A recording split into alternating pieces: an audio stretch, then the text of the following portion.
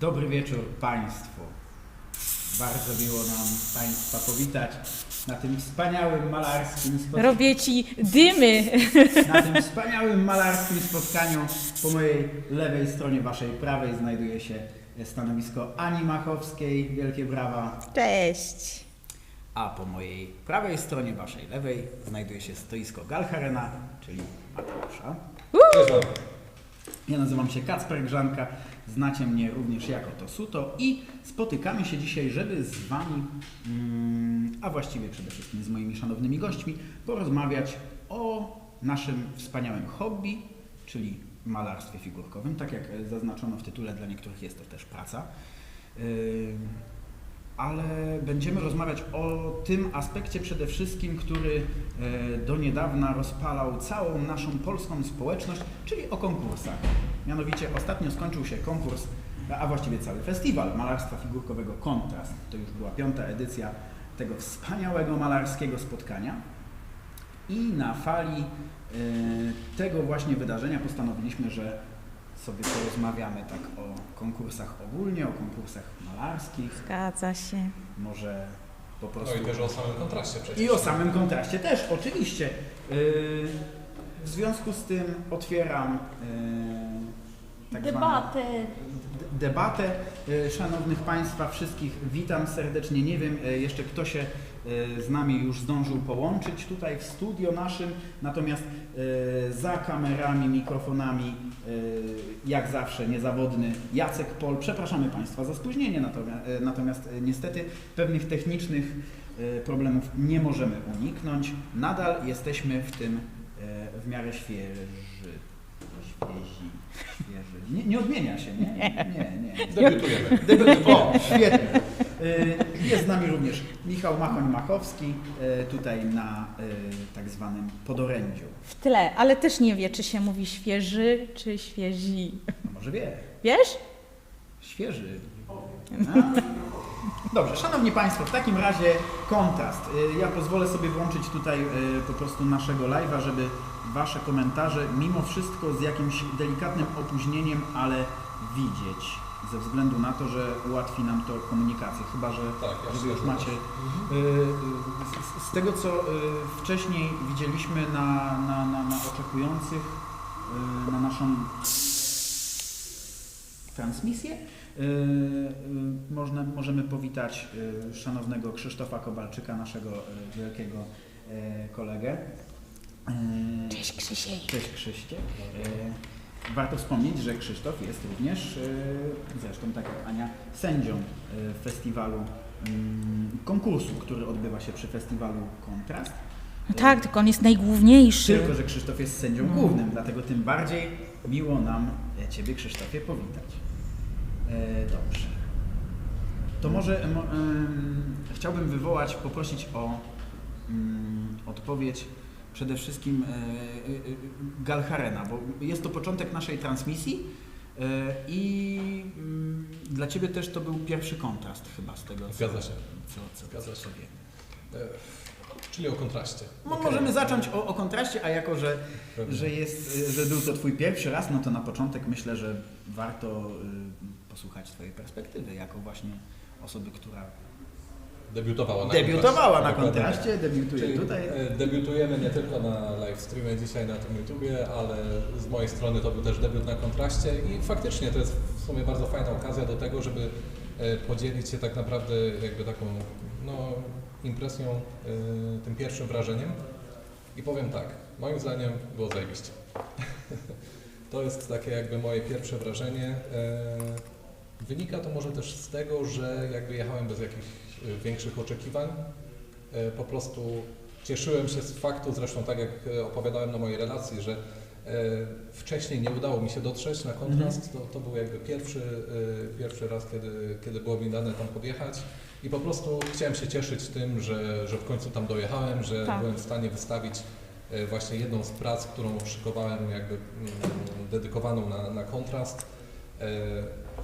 Chciałem też w końcu poczuć się jakby taki faktyczny uczestnik tego całego festiwalu, ale właśnie nie tylko też festiwalu, ale też konkursu, nie? Czyli jakby poddać tą pracę ocenie sędziów, jakby będąc chciałem też być właśnie uczestnikiem stricte tego konkursu.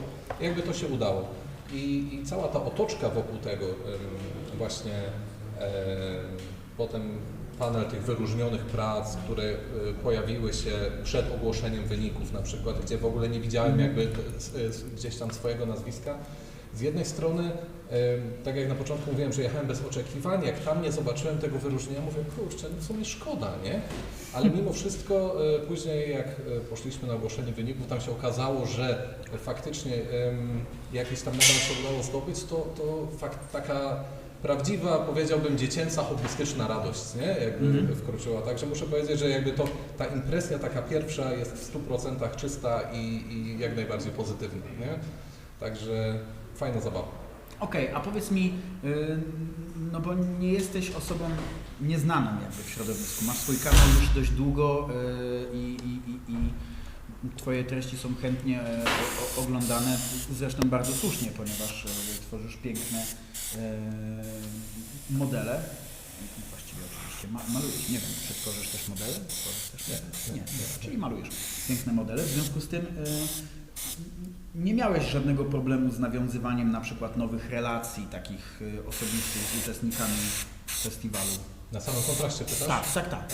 Szczerze, to był jeden z aspektów, który podobał mi się najbardziej. Że inaczej, tak jak też w którymś momencie o tym też wspominałem, kojarzymy się właśnie z Instagrama, czy z Facebooka, z YouTube'a, z wieloma malarzami w Polsce. Tak. Wielu malarzy no nie jest anonimowych w naszym kraju, te nazwiska też idą w świat i jakby bardzo często te zdjęcia profilowe ktoś kojarzy właśnie i nazwiska i tak dalej. Niemniej było wiele osób właśnie, to był kompresor w tle, w razie czego. Tak. Ania używa aerografu, oszukuje. Tak. Co chciałem powiedzieć? Aha, każda z tych osób, do której na kontraście nie podeszliśmy, każdy był zawsze uśmiechnięty, przybijał piątkę, witaliśmy się, poznawaliśmy się. W wielu przypadkach okazywało się, że mamy gdzieś kontakt od miesięcy czy nawet lat, przez to, że kojarzymy się po ksywach i tak dalej, ale nigdy nie mieliśmy okazji poznać się w realu. I jakby to była super okazja do tego, żeby faktycznie tą osobę poznać w rzeczywistości i jakby to też te wszystkie relacje wrzuca jakby na wyższy poziom. I moim zdaniem to jest jeden chyba z większych benefitów tych wszystkich festiwali i konkursów, nie? Żeby móc faktycznie na żywo się poznać i spotkać, bo to 100% buduje racji, to community, oczywiście. nie? Tak naprawdę. Tak, dokładnie. Po to się w zasadzie jeździ na te wydarzenia, nie? Dla nas przynajmniej z Kacprem to jest number one, nie? Tak. Spotkać się z ludźmi. Poza tym ta komunikacja potem w sieci też wygląda zupełnie inaczej, bo jeżeli znasz mowę ciała, jesteś w stanie jakby odnieść się do tych wypowiedzi w taki sposób, umiesz sobie wyobrazić, jakby ktoś w realu je powiedział, prawda? Bo spędziłeś chwilę z tym człowiekiem, wiesz jak ta komunikacja u niego przebiega. Także to jest zupełnie inaczej. Potem się też czyta te wiadomości, bo to trochę jakby ten ktoś do ciebie wprost mówił, prawda? Więc jest zupełnie inaczej. To jest fantastyczne. Ja chciałbym tylko nadmienić, że podczas naszej rozmowy będziemy też pracować nad naszymi modelami. Ania, nie wiem, to nadal full green? To nadal full green. Ania maluje nowego full greena. Ale dopiero zaczęłam. To nadal, to znaczy po prostu długo go składam. Znaczy, bo my się spotykamy częściej i po prostu widzimy, nad czym pracujemy i Ania aktualnie jest na etapie full grimowania. To ta herezyjna wersja full grima czy 40-kowa? To jest chyba ten nowy 40. Nowy. Nowy 40. Nowy, najnowszy, ten z kontrowersyjnym wyrazem twarzy. Okay. Ale mam też drugi projekt i to jest moja calineczka. Pokażę do kamery. Nie wiem, czy moja kamera działa. Okej, to tutaj mam calineczkę, nad którą pracuję i zmieniłam w trakcie procesu, zmieniłam koncepcję i będę przemalowywać również dzisiaj liść, także trochę będę również z pędzla, żeby nie hałasować cały czas, ale pierwszą warstwę muszę sobie nałożyć niestety, więc będziecie musieli poczekać. Oczywiście. Mateusz, u Ciebie co tam na tapecie? Ja powiem tak, tradycyjnie będę lobbował herezję Horusa, ponieważ jakby w systemie zakochałem się od tych ostatnich 2 lat, jak się pojawiła druga edycja i po prostu będę malował kolejny model do mojej armii właśnie, do Mrocznych Aniołów z Herezji Horusa. Dark Angelsi zawsze super. A ty co masz takiego niebieskiego? Ja mam niebieskiego, to jest, wyobraźcie sobie model do Infinity. Taki Nie, duży? Nie, no właśnie, to jest kwestia tego, że to jest po piersie z firmy Luxumbra, która zajmowała się kiedyś produkcją właśnie popiersi i w większej skali modeli do Infinity, jakby z tego uniwersum. I jest to Daturazi Witch Soldier, czyli kosmiczna, jak to mawiają nasi znajomi, małpa, ale tak naprawdę jest im też blisko do japońskich oni, czyli tych właśnie ogroidalnych potworów. W związku z tym również maluje większą skalę dzisiaj. Jest to taka odmiana dla mnie. Bardzo duże te freehandy. No właśnie te freehandy mimo wszystko jednak miały być trochę większe, a w wyniku przeskalowania uległy po raz kolejny minimalizacji. No ale zobaczymy jak to wyjdzie. Zajmuję się dzisiaj freehandami, czyli zabawą włączenie kropek. Udało Ci się nauczyć AI robić freehand? Nie, wczoraj miałem taką przygodę pierwszą moją z sztuczną inteligencją, ale w wersji darmowej ChatGPT i po prostu w książce z japońskimi patternami, jakby schematami właśnie takimi przede wszystkim geometrycznymi znalazłem taki wzór i zapytałem sztuczną inteligencję, czy jest w stanie przygotować mi taki tutorial krok po kroku, który mi pomoże po prostu jakby ustalić poszczególne kroki. Mimo że tak naprawdę trochę go oszukałem, bo sam już wcześniej rozpracowałem, jak do tego dojść po prostu. I że trzeba to oprzeć na jakiejś siatce właśnie trójkątów równobocznych i tralala, tak zwane. Ale ChatGPT niestety nie podołał zadaniu zupełnie. Nie wiem, czy to wersja darmowa po prostu, czy nie jest stworzony do tego akurat ChatGPT,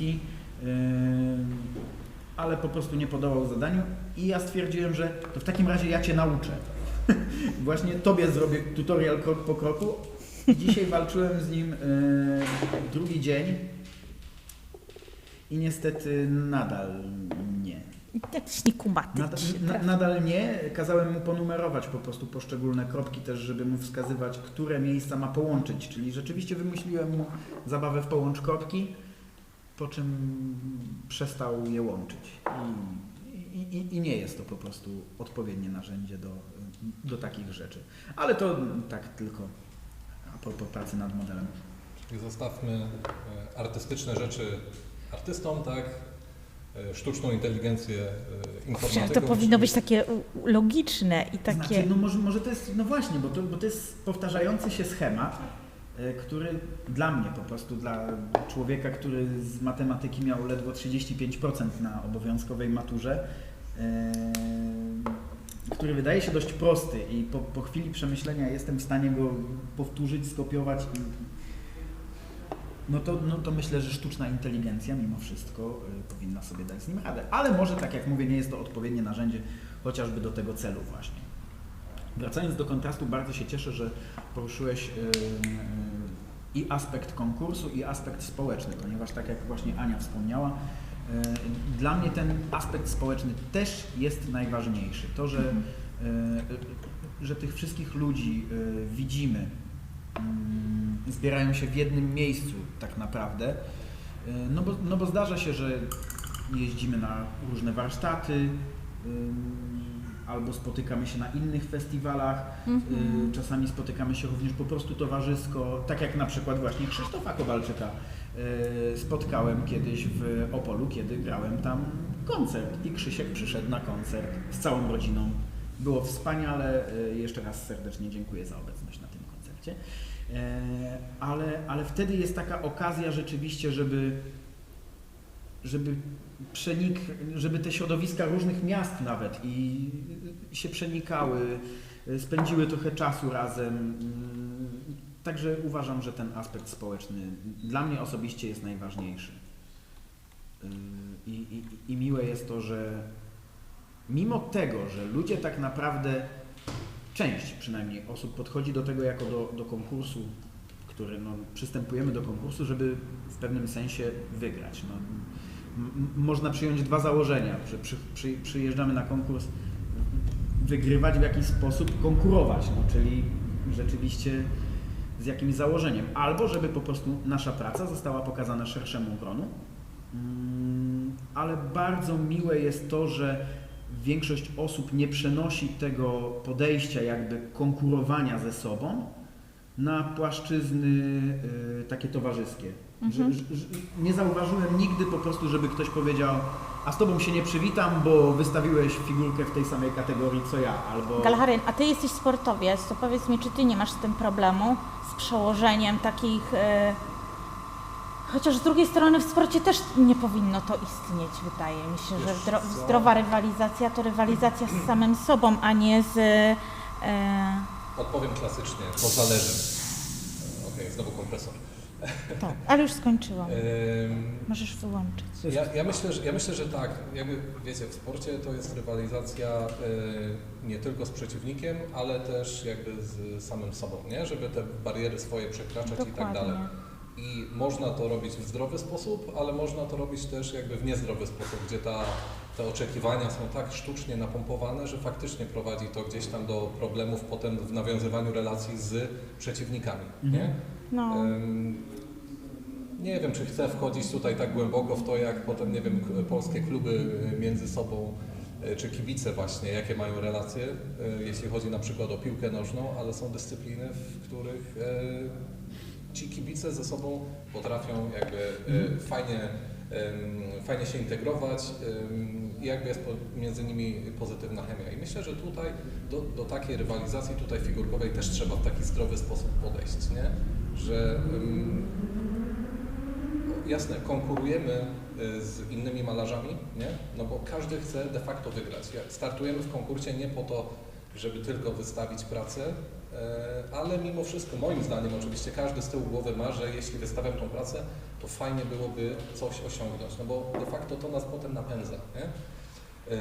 Ale jest też coś takiego, że można też rywalizować nie tylko z innymi malarzami, ale też z samym sobą. Ostatnio słyszałem fajny tekst na temat tego, że jesteś tak dobry jak twój ostatni projekt.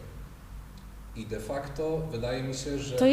To moim zdaniem buduje napięcie. Ale nie, znaczy taka ogromna presja. Trochę muzycy sobie potrafią to zrobić, prawda? Po jakiejś płycie okrzykniętej wielkim sukcesem jasne, i potem Jasne, że może tak być, oczywiście, no bo każdy potem Ciebie ocenia przez pryzmat właśnie tej ostatniej pracy, ale to jest to, że potem każdy sam siebie chce napędzić, żeby stworzyć jeszcze lepszą pracę niż ta poprzednia na przykład. Już w pewnym momencie może nie chodzić tylko o rywalizację z innymi malarzami. Także tu wchodzimy w takie spektrum różnych tematów, że naprawdę można by przy piwku posiedzieć, kurczę, parę godzin. Bardzo dobrze, mamy parę godzin, żeby posiedzieć przy modelach, także jak najbardziej. Słuchaj, mnie interesuje, ponieważ przepraszam, ale nie wiem, jakim sportem się zajmujesz?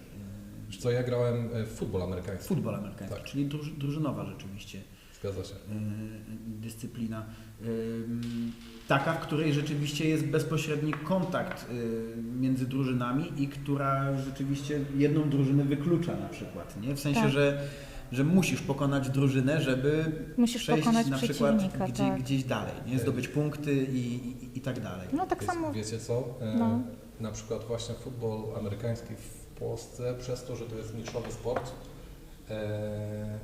miał moim zdaniem oczywiście bardzo fajne relacje, ponieważ na boisku była rywalizacja, bywało, że było brutalnie, bywało niekiedy krwawo, jak to w sporcie kontaktowym oczywiście, ale zawsze mimo wszystko po każdym meczu przybijaliśmy sobie piątki z przeciwnikiem i widać było taki wzajemny szacunek, wiecie z jakiego względu, że to jest tak jak, nie wiem, w sportach walki, już sam fakt, że ktoś staje w ringu z przeciwnikiem, to już jest jakby wyraz jakby szacunku, tak?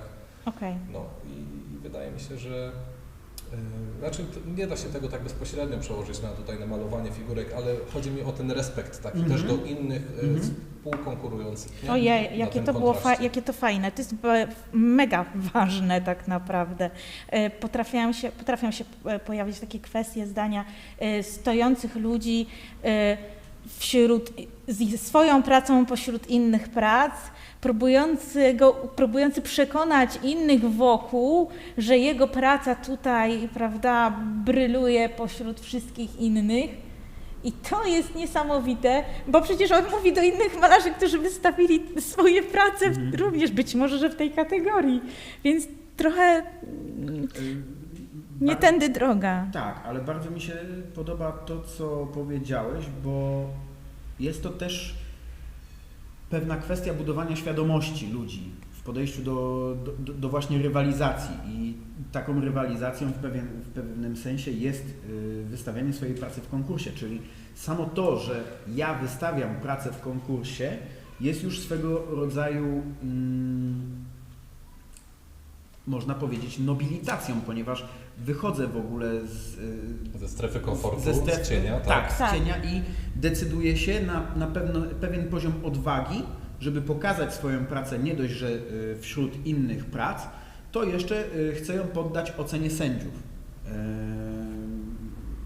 I to rzeczywiście jest ważne, żebyśmy budowali taką świadomość, że samo wystawienie pracy w takim konkursie już jest bardzo ważnym krokiem i pewnym przejściem na wyższy level, nie tylko jeżeli chodzi o malowanie, no bo to, czy praca dostanie już potem jakieś nagrody, wyróżnienia, no to jest przynajmniej dla mnie rzecz trochę drugorzędna, ale samo to wyjście właśnie, pamiętam swój pierwszy konkurs, który dzisiaj rozmawialiśmy też właśnie tutaj z Anią i z Michałem, bo mieliśmy wcześniej spotkanie nasze Chest of Colors i rozmawialiśmy o takim klubie modelarstwa redukcyjnego Herkules tutaj z Poznania. I oni organizują też właśnie pewnego rodzaju festiwal właśnie modelarski, redukcyjny przede wszystkim, ale zdarzają się tam też figurki. Pierwszy raz, kiedy ja poszedłem na tego typu konkurs, widziałem ogłoszenie w osiedlowej gazetce takiej, wiecie, wywieszonej na tablicy ogłoszeń osiedlowej, Tak. że tutaj klub Herkules zaprasza serdecznie na konkurs i myślę sobie, mówię do żony, wiesz co, a co mi szkodzi?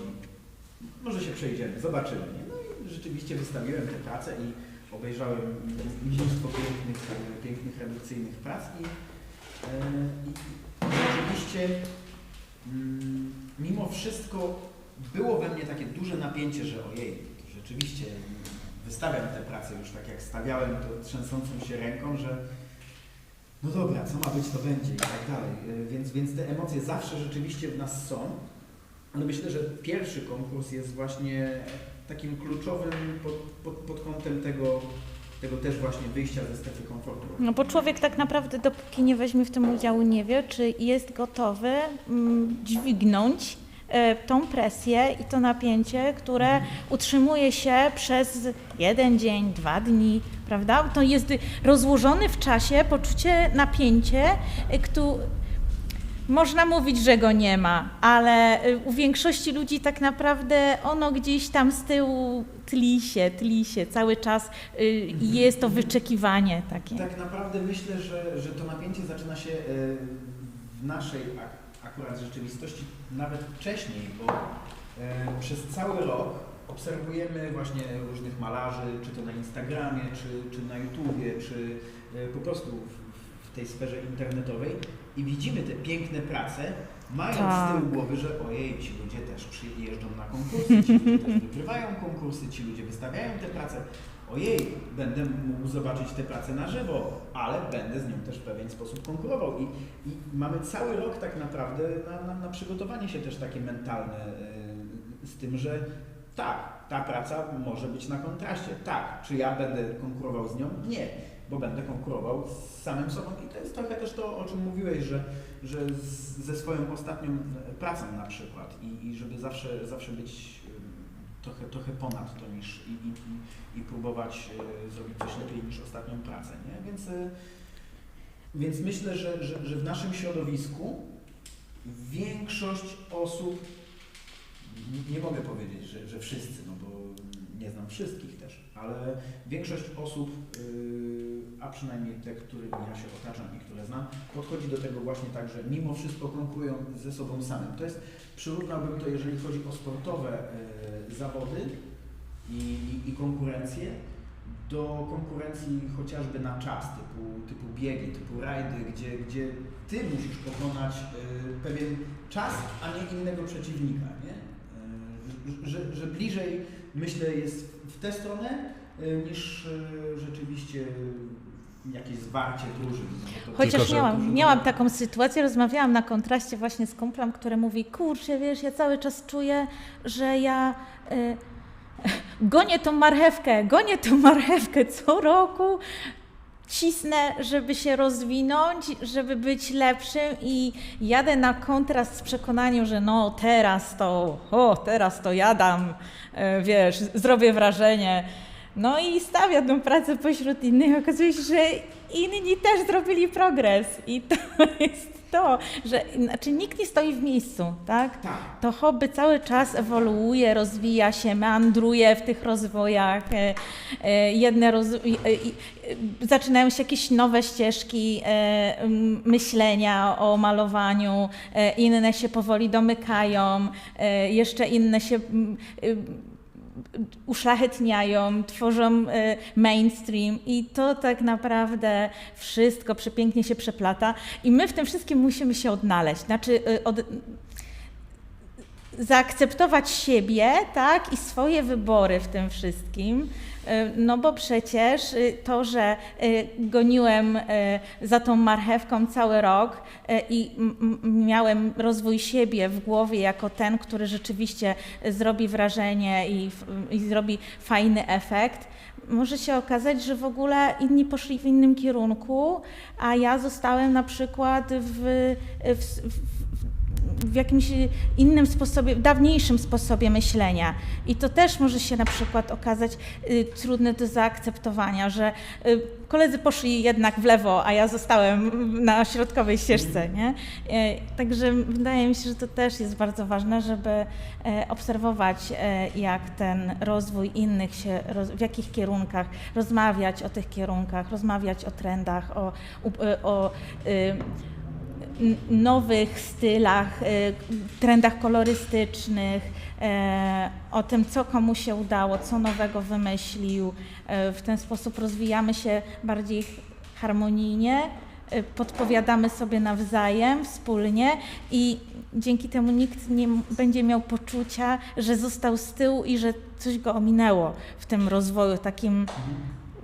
Ten rozwój grupowy też jest ważny i dlatego te konkursy są ważne, te spotkania są ważne, to porównywanie prac wzajemnie. Dzięki temu jakby wszyscy idziemy do przodu, a nie poszczególne jednostki. Nie? Ale wiecie co? Tutaj też mówiłeś o tym, że przy rywalizacji sportowej mamy jasno określone jakby warunki brzegowe. Najszybszy, największy, najdalszy i tak dalej. Łatwo to ocenić. Malarstwo figurkowe, czy ogólnie sztuka, no to ona jest bardzo subiektywna. I tutaj mimo wszystko ciężko jest wybrać, zresztą przecież Aniu sędziowałaś, no to wiesz jak ciężko jest wybrać tą pracę prawda? Tak. No bo jedna może mieć super kompozycję, inna, nie wiem, super technikę, ale nie działa coś właśnie przy kompozycji i tak dalej. I jak tutaj to wybrać, nie? Wydaje mi się, że na przykład sporo osób jedzie na taki konkurs dlatego, żeby zobaczyć w ogóle, w którym miejscu są, nie? Bo malują cały rok w domu, gdzieś tam pokazują te prace na przykład w social mediach albo i nie, ale w pewnym momencie jakby chcą powiedzieć, sprawdzam, w którym miejscu jestem, nie? I wtedy postawić swoją pracę, o tym w ten sposób. postawić swoją pracę obok prac innych. Już nie mówię o rywalizacji konkursowej, tylko po prostu zobaczyć, gdzie oni się znajdują, jakby z ich poziomem malowania, czy z ich podejściem, stylem i tak dalej. I to może być forma właśnie takiego sprawdzenia siebie, nie? No tak. No zgadza się. Właśnie dlatego uważam, że fajnie jest przyjechać i postawić swoją pracę i akceptować swój rozwój i miejsce w tym rozwoju, gdzie jestem. Czyli, żeby jak jedziemy na taki konkurs, trzeba mieć dobrze poukładane w głowie. To nie może być ciężki okres pracy w domu. To nie chodzi o to, żeby sobie udowadniać, żeby umniejszając innym polepszyć własne samopoczucie. To wszystko musi być dobrze w głowie poukładane i wtedy fantastycznie zrobi dla nas ten konkurs, takie wydarzenie. Pełna zgoda, ale też wydaje mi się, że warto dopowiedzieć w tym momencie to, że trzeba być jakby świadomym swoich jakby celów i ambicji. Po co się na taki konkurs jedzie na przykład, nie? Bo jeśli faktycznie ktoś jedzie rywalizować, wygrywać, walczyć o tą najwyższe trofeum, tak? Czyli jakby najlepszą pracę całego festiwalu, no to myślę, że takie osoby jakby podchodzą jakby bardzo ambicjonalnie do tego i zakładam, że jakaś taka presja może się pojawić. Ale ja to powiem ze swojej strony. Zakładam, że pewnie z 80% uczestników to są po prostu hobbyści, którzy uwielbiają malować, chcą poczuć się częścią takiego festiwalu, wystawić swoje prace, a nuż coś uda im się wygrać i podchodzą do tego właśnie nie tak jakoś super ambicjonalnie, tylko po prostu, żeby dobrze się bawić, współtworzyć to wydarzenie i myślę, że to jest też super, nie? Ale myślę, że dla każdego jest pewne miejsce, nie? Przy czym muszę Ci powiedzieć, że miałam trochę w tym roku udało mi się nawiązać fajnych, nowych przyjaźni, relacji, czy w przeciągu ostatnich 2 lat z ludźmi, którzy rzeczywiście są stosunkowo początkujący, nowi w środowisku, w hobby i miałam takie poczucie, że potrzebowali tego wsparcia i tego zapewnienia, że to, że czegoś nie zdobyli, nie zwyciężyli, trzeba siebie po prostu zaakceptować. Ja cały czas powtarzam im, przypomnij sobie, po co malujesz figurki. Nie malujesz ich dla tego jednego dnia w roku, tylko malujesz je Dlatego, w że to takim lubisz. stylu, tak, dlatego, że to lubisz, w takim stylu, jaki Tobie się podoba, w takiej kolorystyce, która Ci cieszy. Tematyka figurek również jest taka, która Tobie sprawia przyjemność, więc nie robisz tego po to, żeby upodobać, żeby to sędziom się podobało, tylko żeby się Tobie podobało. I ten efekt końcowy, czyli to, że jednak nie udało mi się nic zdobyć, czyli ja chyba jednak albo nie umiem malować, albo nie umiem wybrać figurek, a może to jeszcze coś innego, może to jednak coś z sędziami jest nie tak, a może coś z organizacją jest, wiesz, nie, po prostu zaakceptujmy to, że tu jest tyle czynników i tyle zmiennych, które wpływają na ten efekt końcowy i na Twój wynik, że no, ciężko to jakby zdiagnozować jednym punktem, prawda? Rób więcej, albo...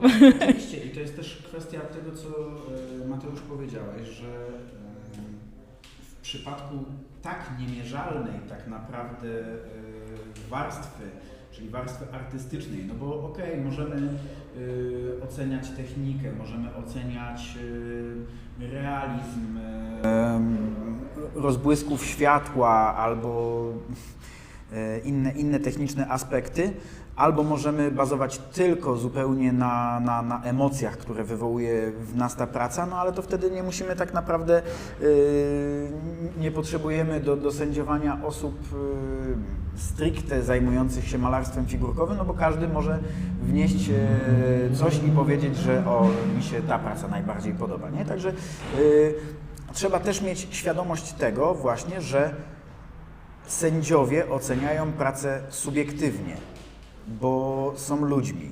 To nie są właśnie ani roboty, ani istoty stworzone z algorytmów, które powiedzą, że ta praca po prostu tak, a ta praca nie, no bo na tej jest to, a na tej jest to. Nie ma jedynej słusznej mądrości. Oczywiście. Tak? Tych opcji, tych możliwości rozwoju, tych istotnych aspektów, na które warto zwrócić uwagę, czy nad którymi warto się pochylić, jest tak dużo i u jednej osoby może zachwycać kompozycja, u drugiej estetyka wykonania, u trzeciej innowacja, w czwartej nastrój. Jeszcze to są te poszczególne miejsca, które konkretnie zachwycają w tej pracy, które prowokują, że chciałoby się pominąć resztę elementów dla tego jednego miejsca, które tak wspaniale udało mu się ująć, prawda? I no, trzeba naprawdę bardzo silnej woli, żeby w sposób spojrzeć, starać się. Sędziowie, oczywiste jest, że oceniają subiektywnie, nieobiektywnie, ale jestem przekonana, że dobry sędzia stara się trochę silić na obiektywizm, czyli jest całe mnóstwo prac, które nie odzwierciedlają mojego stylu, moich upodobań i doceniam je, ponieważ wiem, w jakim kierunku najczęściej one dążą, do jakich efektów i to jest tak jak z ilustracjami, jak ze wszystkim. No, stylów może być nieskończona ilość, prawda? I po prostu coś Cię urzeka, coś Ci się podoba, coś Cię przekonuje, któreś wybory Cię przekonują, a inne nie. Okej, ale nadal jesteś w stanie powiedzieć, że coś jest właśnie w jakiś sposób obiektywnie po prostu, że może Tobie nie podoba się to najbardziej, Tak. ale jesteś w stanie zrozumieć, że komuś się to może podobać. Na przykład załóżmy, że sędziowie stoją przed Tak, pracą, no mam stoi tak na trójka przykład, sędziów i... tak, mam tak na przykład z pracami w stylu GW, prawda, które, no, znam ten styl, wiem na czym się opiera, znam kanony piękna z prospektów, w związku z czym wiem, ku czemu autor starał się prawdopodobnie dążyć.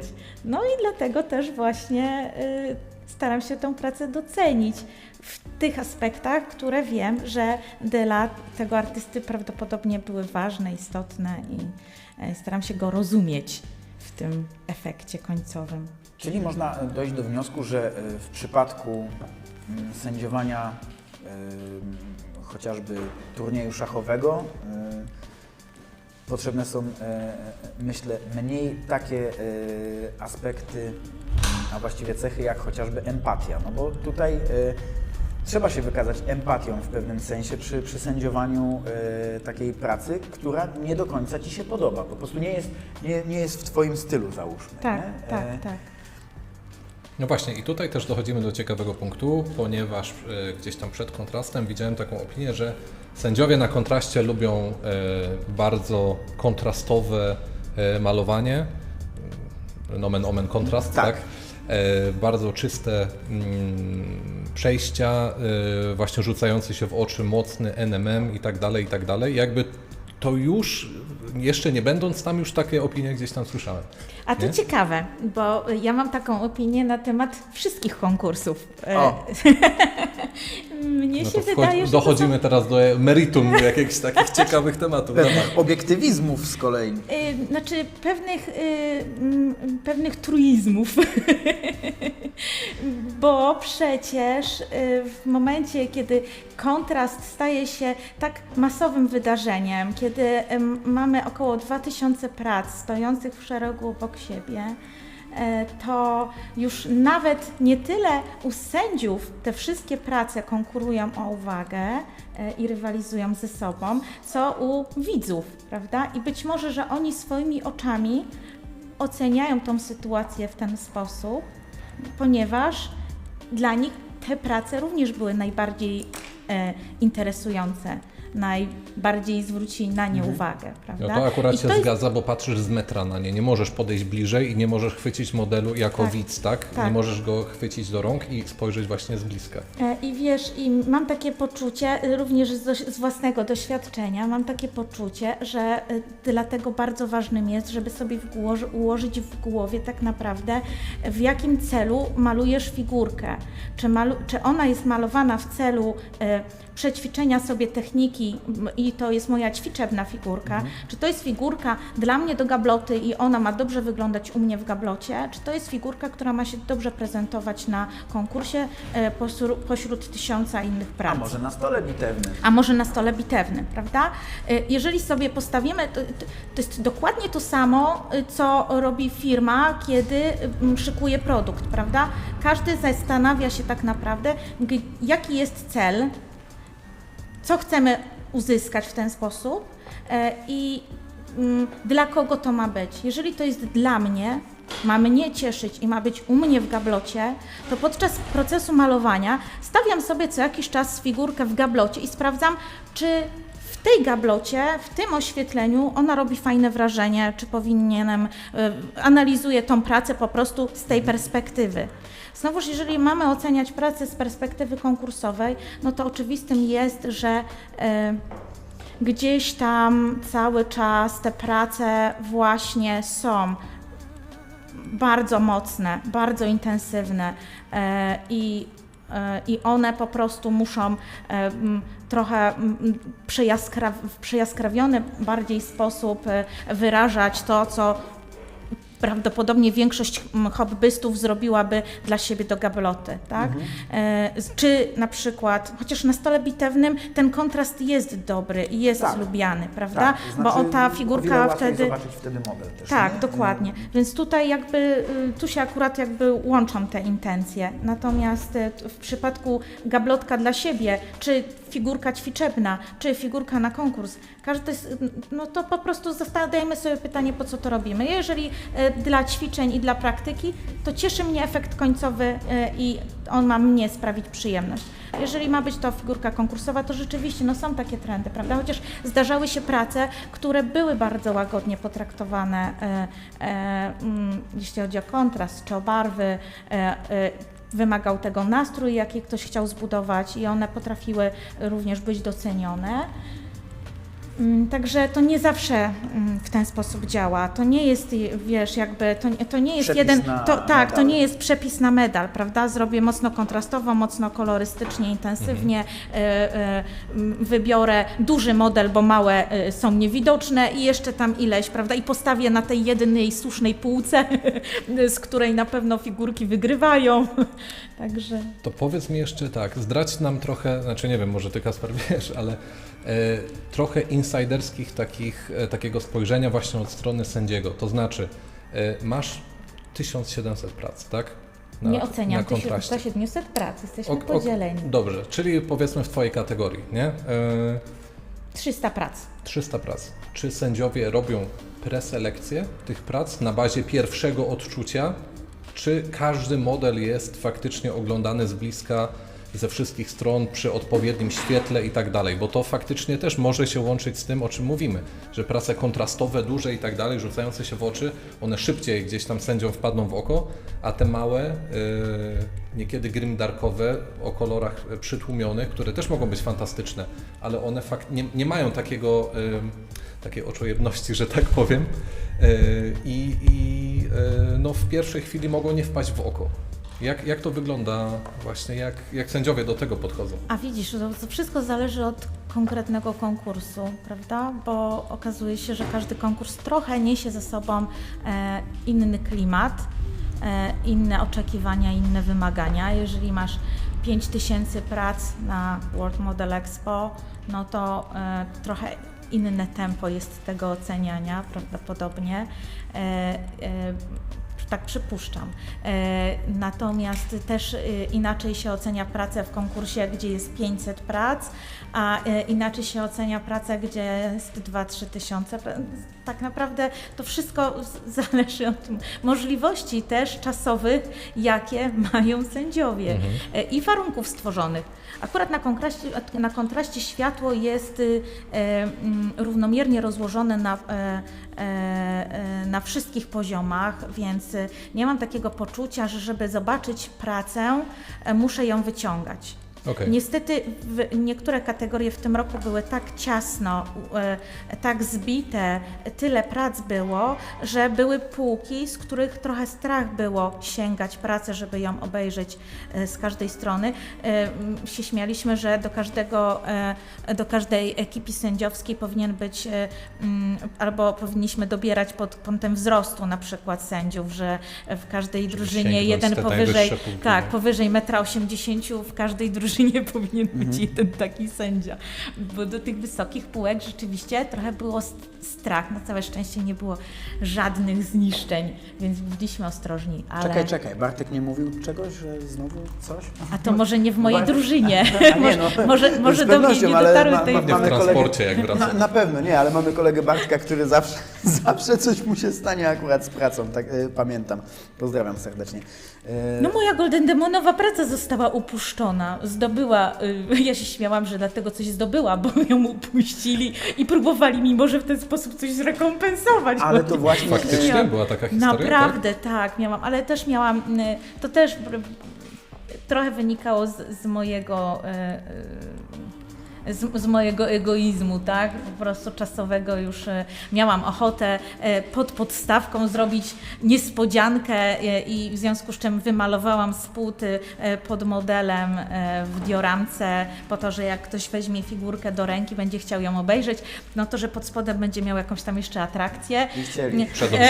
Przedobrzyłaś już. Tak, no i się okazało właśnie, że jednak przydałby się magnes, żeby to ważniejsze dla nich było bezpiecznie przenieść te modele, a nie mieć jajka niespodzianki ukryte w Słuchajcie, ramię. co powiecie na to, żeby teraz otworzyć delikatnie sekcję komentarzy i zobaczyć, co ludzie pisali, chwilę odpowiedzieć, może odnieść się w jakiś sposób do nich, pozdrowić rodzinę, znajomych, którzy nas oglądają. Co wy na to? Działamy. Doskonale. Otwieramy linię telefoniczną i czekamy na wasze Tak jest. telefony. Linia telefoniczna zostaje otwarta. Teraz, jeśli pozwolicie, zajmę się przeczytaniem komentarzy. Obecny siemanko, Krzysztof Kobalczyk, no to czekamy, tak jak wcześniej też to jeszcze było przed streamingiem. Adam Maciejewski, siemka, na razie obecny, Snak, cześć, Snak, Galharen, o, zaraz wchodzimy, to weszliśmy. Will and Hart, siemanko, Mini Chicks Studio, hej, Mariusz Waligura, nasz kochany Adam tutaj lokalny. Pozdrawiamy. Hej, Mateo z Pains of War informuje nas, że pseudokoreański sos w KFC daje radę nawet, a poza tym dobry wieczór. Wszystkich Was witamy serdecznie, tych, którzy przybyli, tych, którzy są z nami. Przepraszamy, że może tak często właśnie tych komentarzy nie przewijamy, ale jak widzicie, 3 osoby na live streamie powodują, że skupiamy się przede wszystkim też na rozmowie ze sobą. No ale może mają coś ciekawego rzeczywiście do wniesienia. Tak, dlatego przechodzę dalej.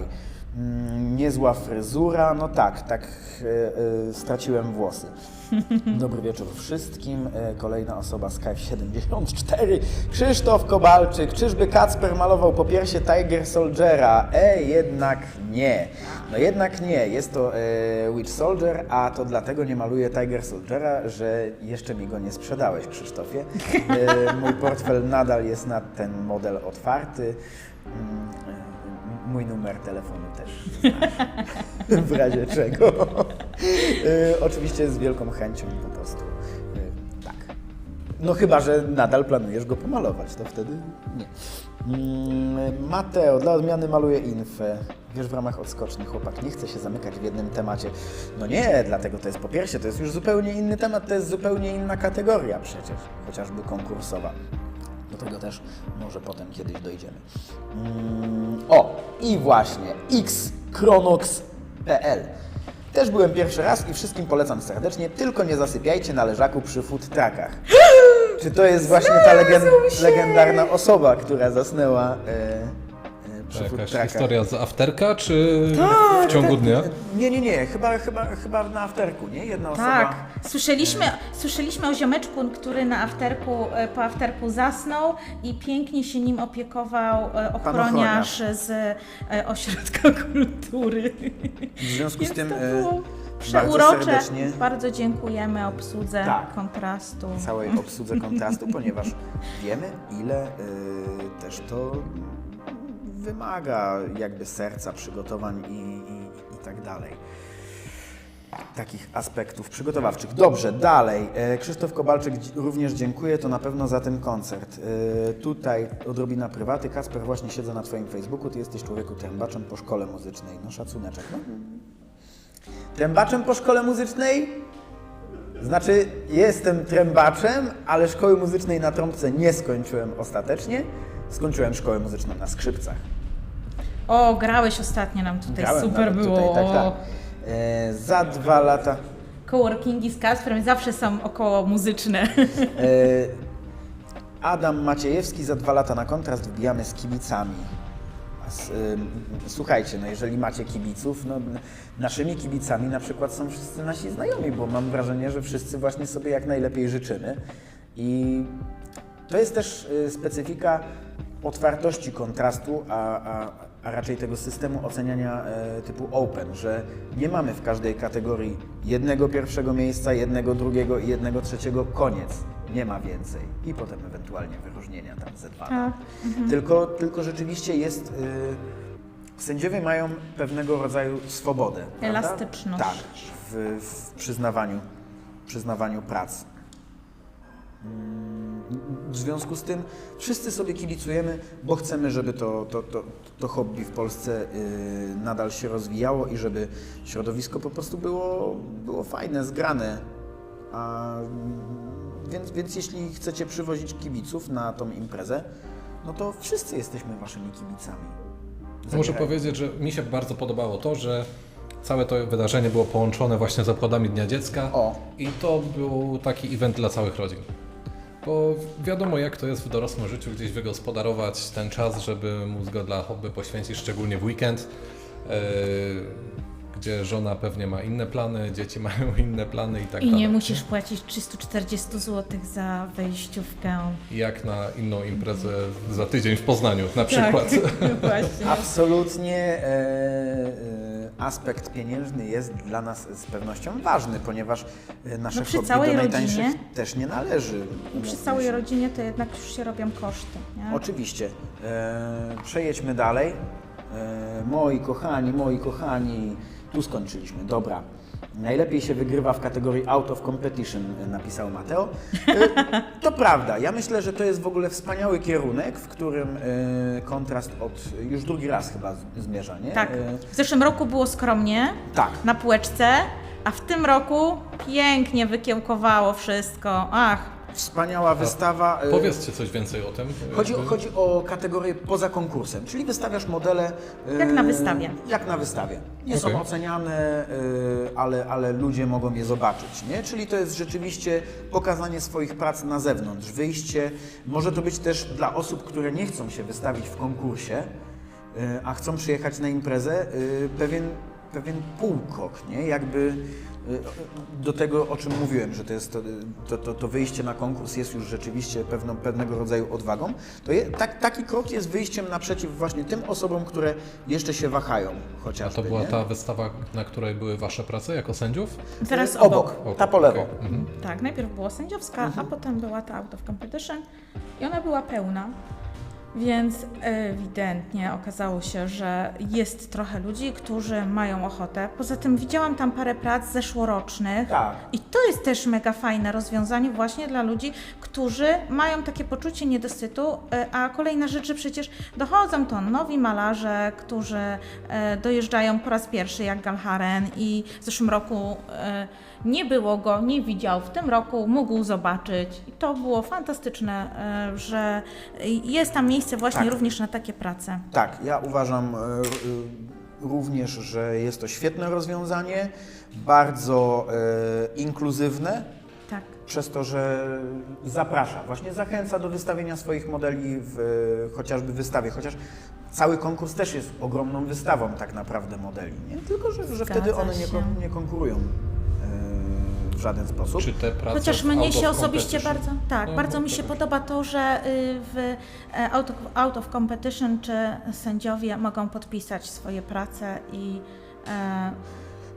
wtedy, jeżeli nie zależy Ci na wygrywaniu, to masz ten przywilej, że Twoją pracę Tak. może ktoś zobaczyć i może Cię pofollowować i bez problemu odnajdzie Cię w social mediach i gdzieś tam, czy nawiąże kontakt, relacje dużo łatwiej. Tak, i myślę, że to Więc jest właśnie jeżeli świetne. zależy Ci na relacjach, to wtedy wydaje mi się, że to jest fajniejsze rozwiązanie.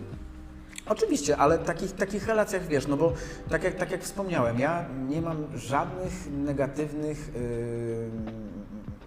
skojarzeń z ludźmi, z którymi wystawiam pracę na konkurs. Czy to są osoby od nas z Poznania, czy to są osoby z całej Polski, no to świetnie jest ich zobaczyć, świetnie jest zobaczyć ich pracę. No bo się trochę też na nich uczymy, prawda? Oczywiście. Podglądamy cudze osiągnięcia, próby z zupełnie innego kierunku. Ktoś spróbował coś w zupełnie innym stylu. Możemy się jakby trochę... Tyle refleksji, co nachodzi człowieka przy oglądaniu tych prac, to jest naprawdę niesamowite, że... No i kolejna rzecz, którą chciałabym, słuchajcie, poruszyć, to, że oglądanie takich prac podczas eventu jednak dużo fajniejsze jest i dużo więcej w głowie zostaje, kiedy sobie je przegadujemy w trakcie. Ja wiem, że wielu ludzi nie jest specjalnie zwolennikami tego, bo to powoduje, że ta kolejka naprawdę przesuwa się w wolniejszym niż ślimacze tempo, ale to naprawdę dzięki tym pogaduchom i tym rozmowom, przechadzając się przez tą wystawę, rozmawiając, analizując, to dużo bardziej trwalej zostaje z nami tak naprawdę. Bardzo często, potem przeglądając te prace ze zdjęć, możemy już nie pamiętać wrażenia, jakie w nas wywołała dana praca.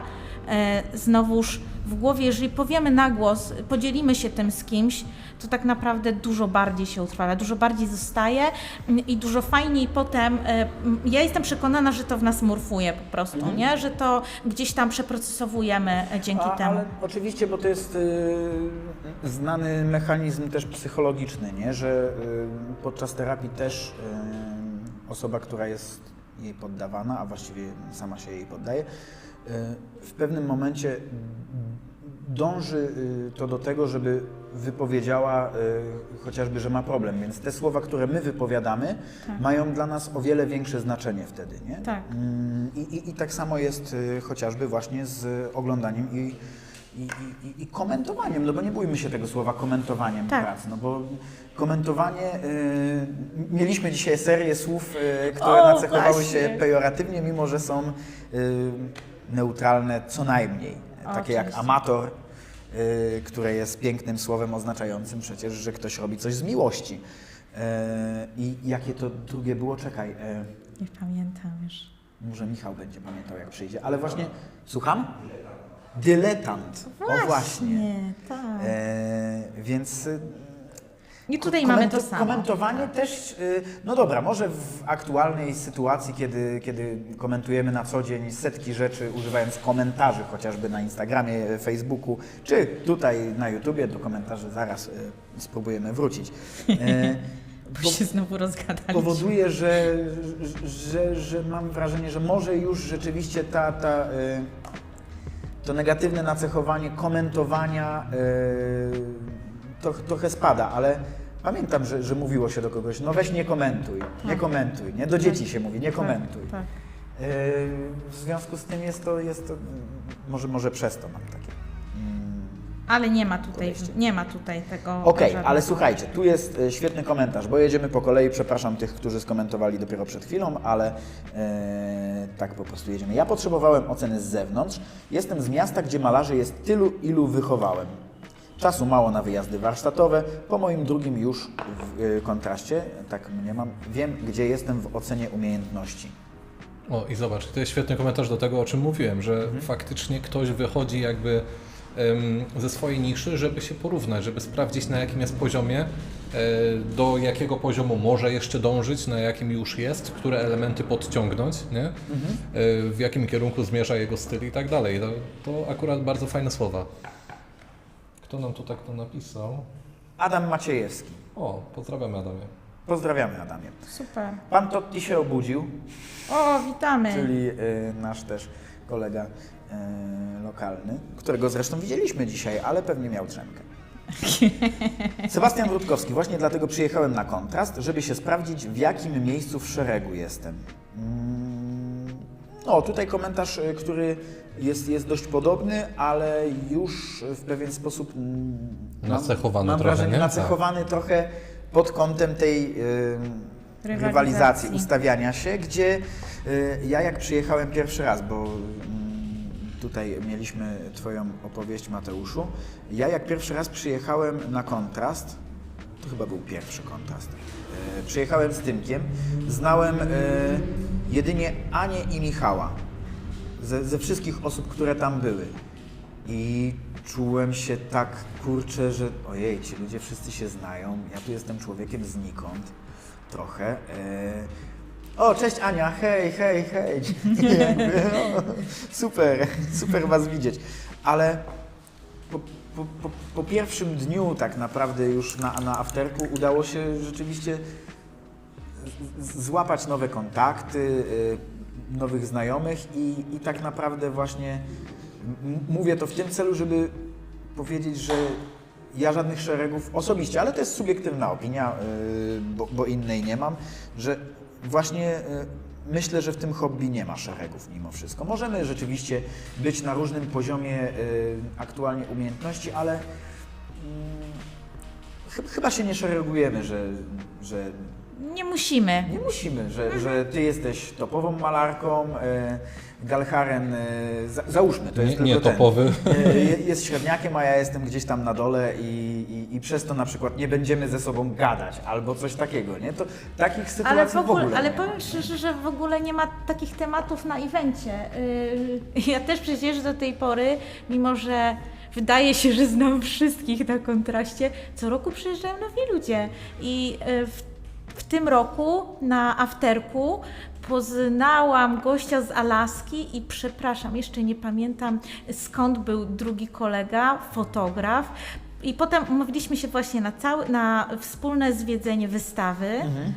Fantastyczny to był czas i to ludzi, których pierwszy raz w życiu poznałam, spotkałam, fantastycznie nam się rozmawiało, mieliśmy zupełnie różne perspektywy, a jednak często okazywało się, że gdzieś tam w tych samych momentach dusza nam grała podobne rytmy, więc było po prostu fantastycznie. I ja mówię, że to nie jest tak, że to grono przyjaciół, znajomych jest jakieś hermetyczne i zamknięte, bo się okazuje, że ciągle jeszcze chłonie, ciągle jeszcze jest miejsce. No, jest to hobby, ta praca jest czymś, co tak jak rozmawiamy też czasem, jest mocno introwertyczna, nie? Pracujemy nad modelem i zazwyczaj robimy to w swoim ulubionym settingu, w swojej piwnicy, w swoim domu, przy stole, w swoim warsztacie, więc sama praca nad modelami zazwyczaj jest pozbawiona tego aspektu społecznego, nie? Bo wszystko musimy zrobić sami. Tak. Możemy oczywiście zapytać kogoś o poradę, możemy skonsultować to, ale mimo wszystko pędzlem macham albo aerografem, pracujemy sami. Więc myślę, że w pewnym sensie takie okazje jak Kontrast, takie festiwale, konkursy są też właśnie pewnym sposobem na rozładowanie tej samotności, nie? I wyjście poza tą samotność przy biurku. I dlatego ci wszyscy ludzie są Tacy szczęśliwi. Nie? Tak. No, jakby ich wypuścić rzeczywiście z jakiejś klatki po roku. Nie?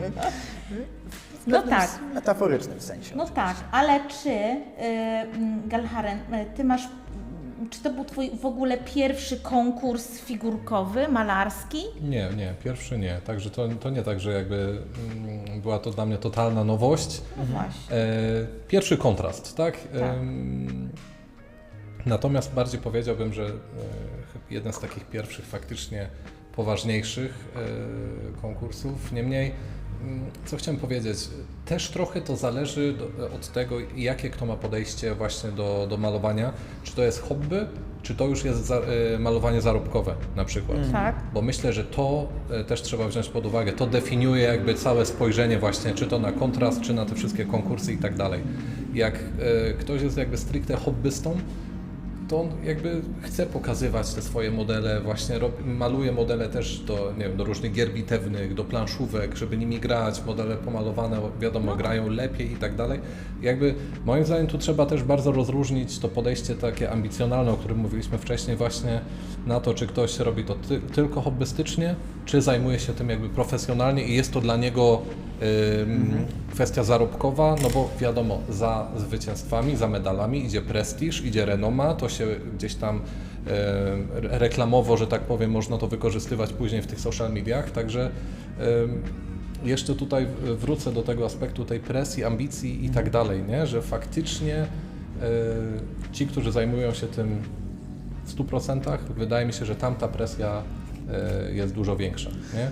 Ale jeśli mówimy stricte o hobbystach, to tu chyba ta otwartość i na wszystkich innych ludzi i na ocenę w ogóle swoich modeli też jest zupełnie inna, nie?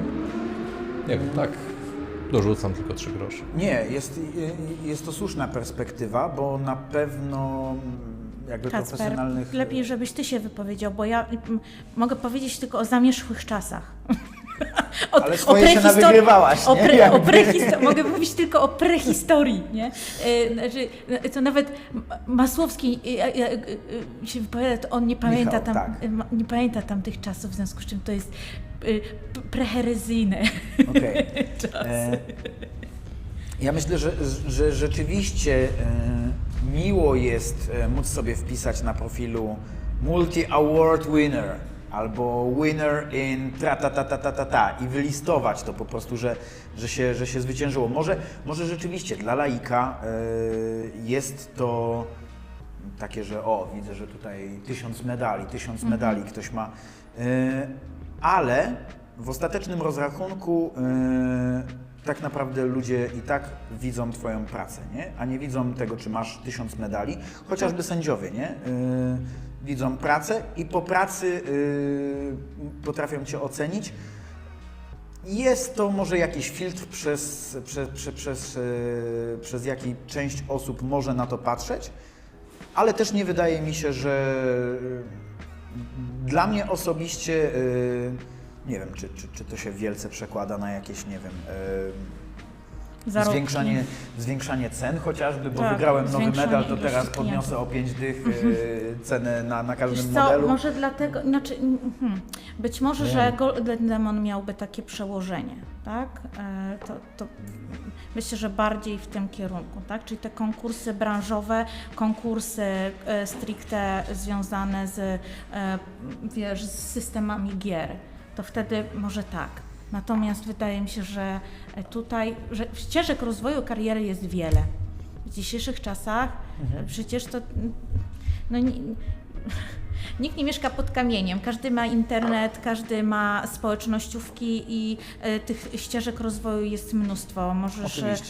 Możesz skorzystać z Instagrama, zalewać Instagrama postami każdego dnia i mieć 4 razy tyle lajków, co najlepszy malarz na świecie. Oczywiście. Tak?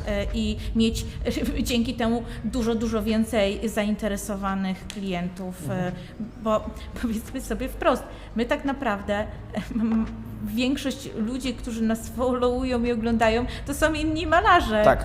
Więc W 100% zgoda. to jest po prostu to jest totalne pomylenie odbiorcy. Cieszymy się z wszystkich naszych followersów, ale większość followersów to malarze, nie klienci. Jeżeli chcemy skierować nasz profil do klienta, powinien on wyglądać i trochę o innej treści być i trochę inaczej się prezentować. Znaczy przynajmniej mój jest ewidentnie kierowany do innych malarzy. Zdaję sobie z tego sprawę. Ale nie narzekam na brak klientów, w związku z czym mogę sobie pozwolić na tą przyjemność.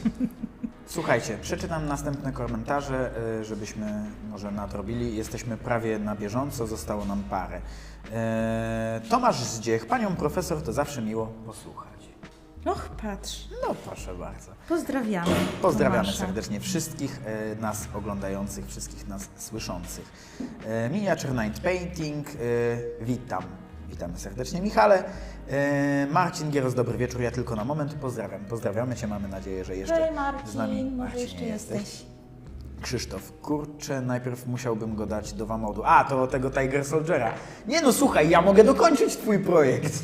Jakby, to też jest super. Kooperacja. Tak, kooperacja wtedy by była swego rodzaju, bo to jest też coś, może na innego streama, ale o czym kiedyś chyba rozmawialiśmy w kontekście, ja kiedyś rozmawiałem z innym znajomym malarzem 2D, umówmy się. Tak. Czy zdarzyło mu się kiedyś malować obraz z kimś razem.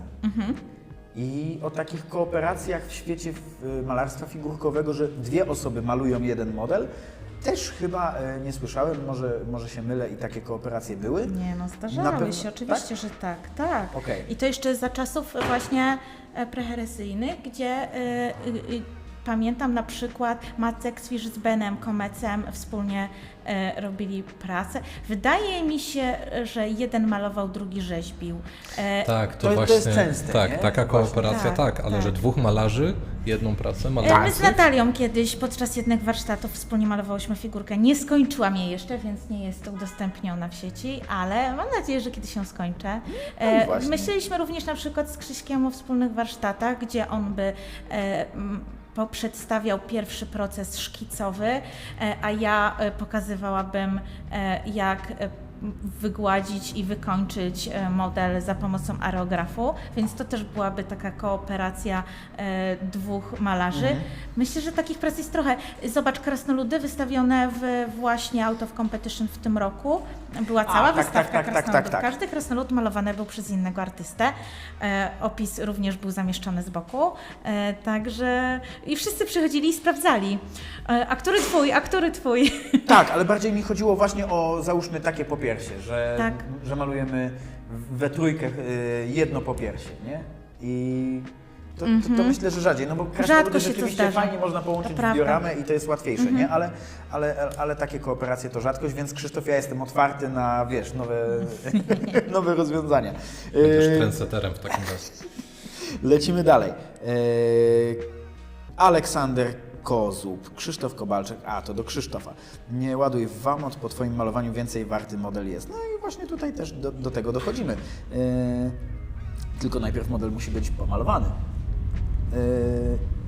Mińskie zawsze w sędziowaniu podobało, mi się zawsze podobało w sędziowaniu, że mogłam z bliska oglądać pracę Mini Chicks Studio. To jest zdecydowanie najfajniejsza część sędziowania. Pamiętam,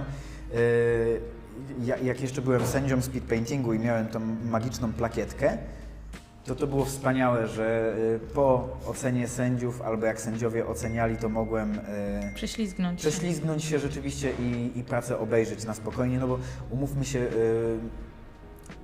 podczas sędziowania chociażby speed paintingu, czy prowadzeniu warsztatów, czy dema, tego czasu na obejrzenie całej wystawy jest zdecydowanie mniej, kiedy angażujesz się rzeczywiście w organizację samego festiwalu. To samo dotyczy całej ekipy stewardów, rejestracji, wolontariuszy. No to tego czasu na obejrzenie wystawy jest zdecydowanie mniej niż zazwyczaj, normalnie. Dlatego tak, to jest jeden z profitów sędziowania. Tylko warto wtedy być sędzią speed paintingu, bo można sędziować modele speed paintingu, a nie 300 prac na przykład w danej kategorii. Krzysztof. Cześć Marta, super Cię tu widzieć. I tak sędziowie mają najlepsze miejsca, jeśli chodzi o oglądanie modeli. No właśnie, to się potwierdza. Noba Krzysiek, najlepszy aspekt, czyli tutaj już mamy pewnego rodzaju dyskusję między Martą a Krzysztofem. A ja to właśnie ja jestem tak też dodam, właśnie bardzo ciekawa punktu widzenia Marty, bo Marta jednak z Anglii, więc ona stamtąd może też fajnie. Zapraszamy Marta, zapraszamy Krzysztof, jeżeli chcecie nam coś opisać, jeżeli chodzi o podejście do sędziowania, takie zupełnie, nie chodzi nam właśnie o jakieś takie aspekty, że na to najbardziej zwracamy uwagę albo coś, tylko takie ludzkie, porozmawiajmy jak ludzie. Normalnie. I Tak, jakbyście odpowiedź Krzysztofa, tylko przepraszam, właśnie. doczytam. To ja też tak dodam, że zdarzyło mi się skończyć stary model herezyjnego Fulgrima za Adama Hałona, jak sobie złamał rękę. Czyli rzeczywiście zastępstwa wtedy wjeżdżają. Ale to trzeba zapłacić wtedy 2 artystom. Tylko pytanie, czy oni się dzielą garzą po połowie, czy dostają podwójną garzę. Ale wtedy kolekcjoner na przykład może powiedzieć, mam model, płaci za jeden model, ale ma model 2 artystów. To też jest To tam są. promocja! 2 w cenie jednego. Dobra, to była sekcja komentarzy. Serdecznie dziękujemy za wszystkie z nich. Liczymy na więcej. Tak, bo też jestem trochę, w Anglii nie sędziowałam, nie wiem jak się sędziuje w Anglii, na co... Ja nigdy nie byłem w Anglii. Co w Anglii się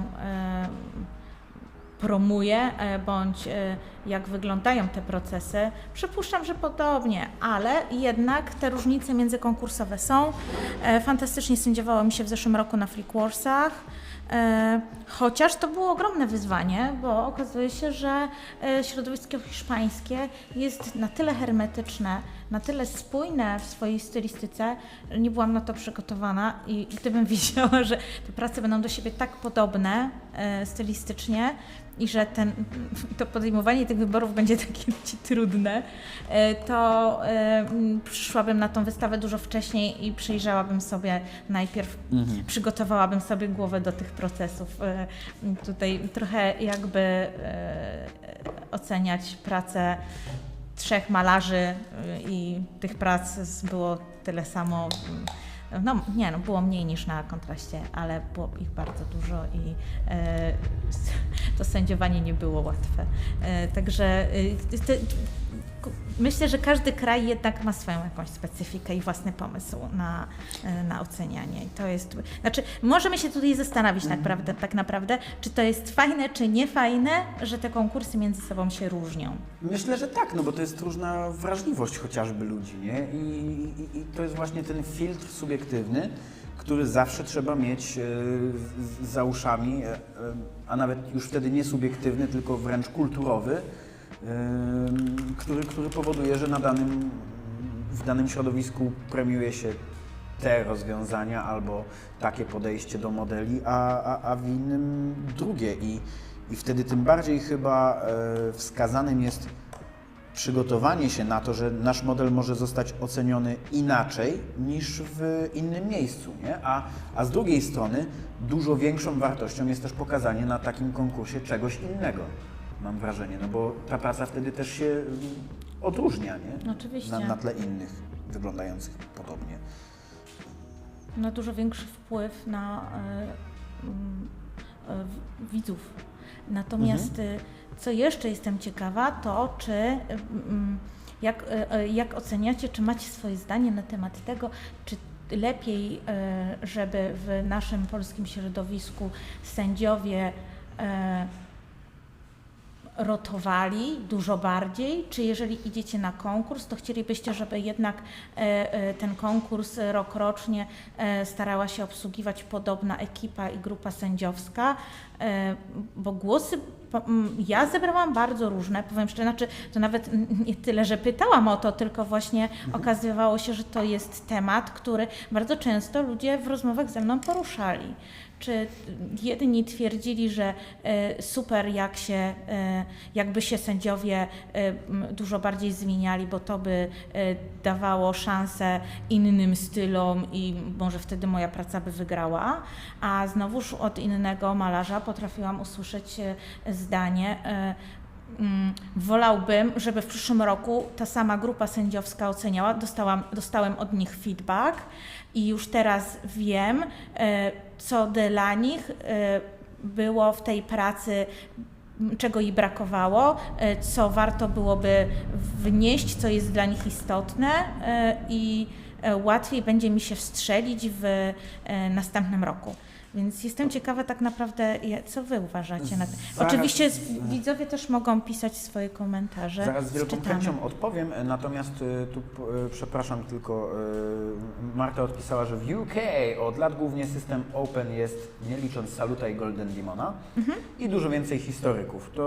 To zdecydowanie myślę, że ta tradycja modeli historycznych, więcej niż 28 mm skalowych, jest dużo większa właśnie i w Wielkiej Brytanii, i we Francji, w Hiszpanii, i we Włoszech. No i w Rosji zapewne też, nie? Tak, prawdopodobnie.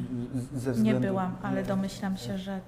Tak patrząc po obrazkach, na przykład nawet Kiryła, no to widać, że większość to są jednak żołnierze, rycerz, żołnierze, rycerz.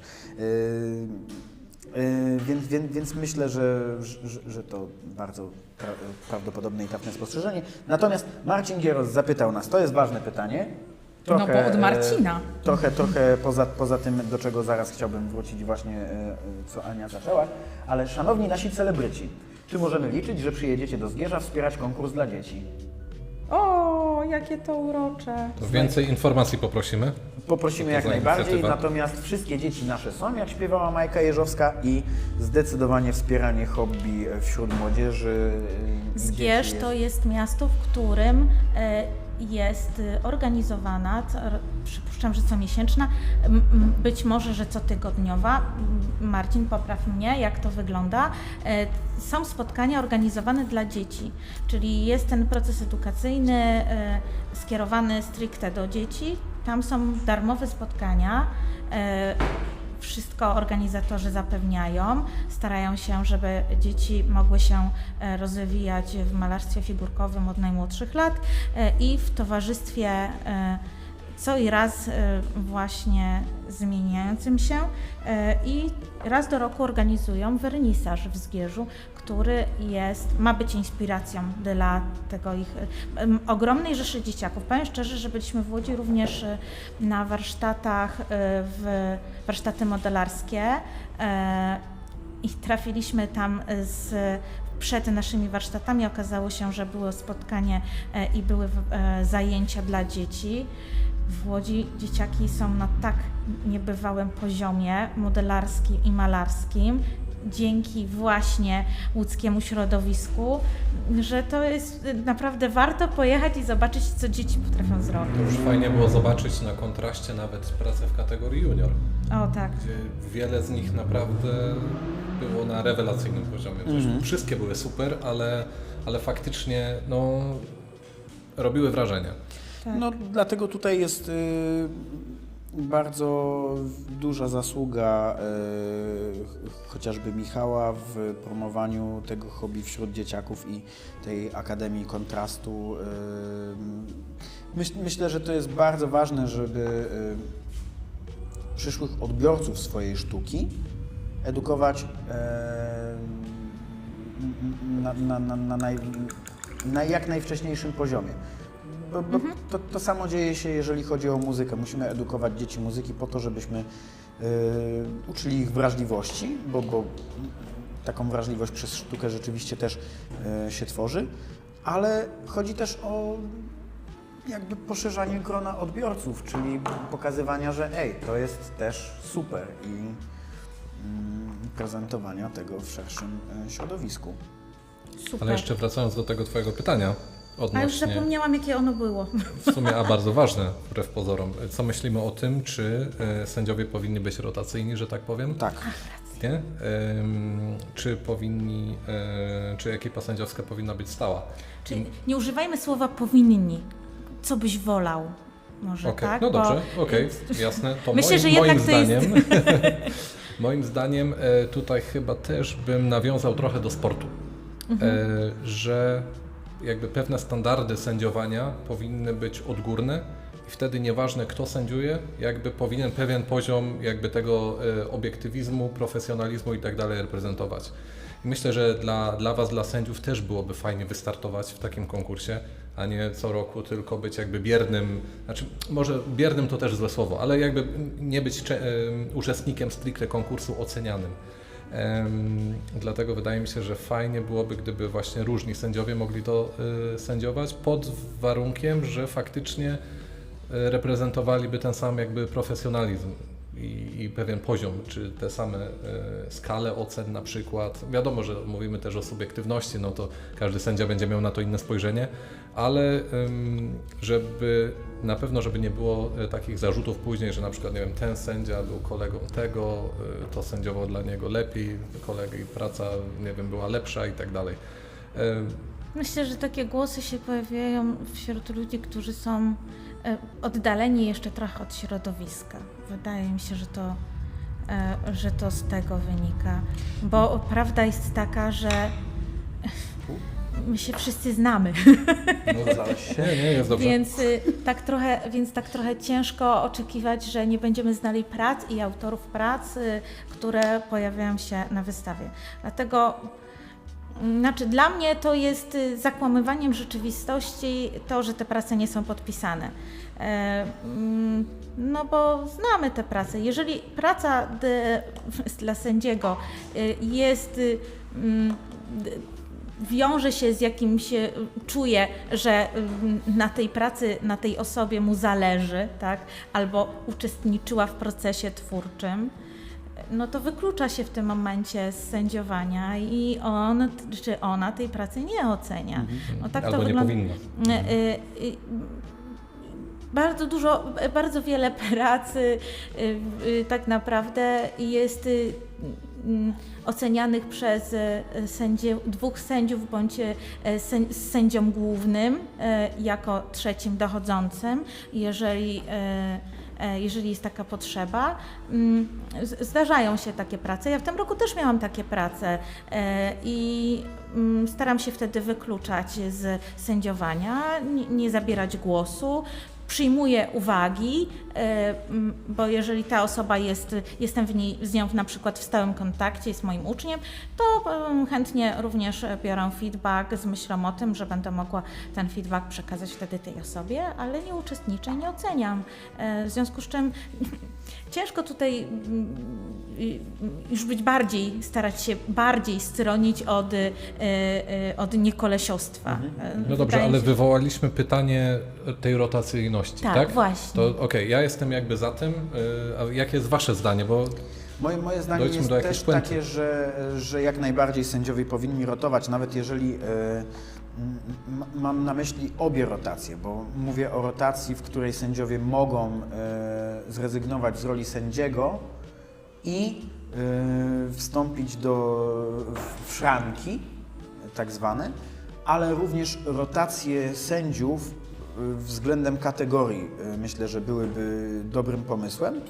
Ze względu na to, że, bo to jest to, o czym Ania powiedziała, ja byłem jedną z tych osób, które chociażby stały po tej stronie, chociażby ze względu na to, że sędziowie, którzy cały czas sędziują tę samą kategorię, po pierwsze dochodzi element znudzenia, no bo no za każdym razem sędziujemy to samo, no może jesteśmy specjalistami w danej kategorii, ale w pewnym momencie dochodzimy do pewnego rodzaju wypalenia, nie? Jest to zupełnie normalne, więc to jest jedna rzecz, której możemy wtedy uniknąć. Druga rzecz, część osób, tak ja mogę powiedzieć z własnej perspektywy, tak jak ja, wystawiam się tak naprawdę tylko w jednej kategorii. W tym roku wystawiłem się w 2 kategoriach, co było ewenementem i sędziowie, to też jest specyfika akurat moich prac, że maluję je można powiedzieć na jedno kopyto, ale to dlatego, że to są modele, którymi ja potem gram. Więc ja po prostu tworzę sobie armię, więc wystawiam oddział, który pomalowałem przez rok, tralala, poddaję go ocenie sędziowskiej, jest fantastycznie i w tej sytuacji sędziowie, którzy widzą po raz kolejny, to jest praca grzanki. I to nawet nie muszą być moi znajomi, ale właśnie wtedy tracimy ten element obiektywności. Czyli chciałbyś, żeby ktoś świeżym okiem ocenił Twoją pracę? Na przykład. Dlatego w tym roku wystawiłem też pracę w singlu i było to bardzo miłe, że inni sędziowie, ja nie mówię absolutnie, że sędziowie oceniający oddział się pomylili, że na przykład nie dostałem nagrody. Było tyle świetnych prac, że ja się zupełnie nie dziwię. Tylko kwestia jest tego typu, że inne spojrzenie czasami na naszą pracę też nadaje pewną świeżość, nie? I dla samych sędziów też to by było na pewno odświeżające, gdyby zostały zmienione im kategorie, ale kwestia, którą miałem jeszcze w głowie, a teraz mi wyszła, zobaczcie zupełnie. To może ja wskoczę Skocz, proszę bardzo. Zastanów się nad odpowiedzią, a co do tej rotacyjności jeszcze, zobaczcie, trendy. Co roku trendy też się zmieniają. Jakiś styl wchodzi, staje się bardziej popularny.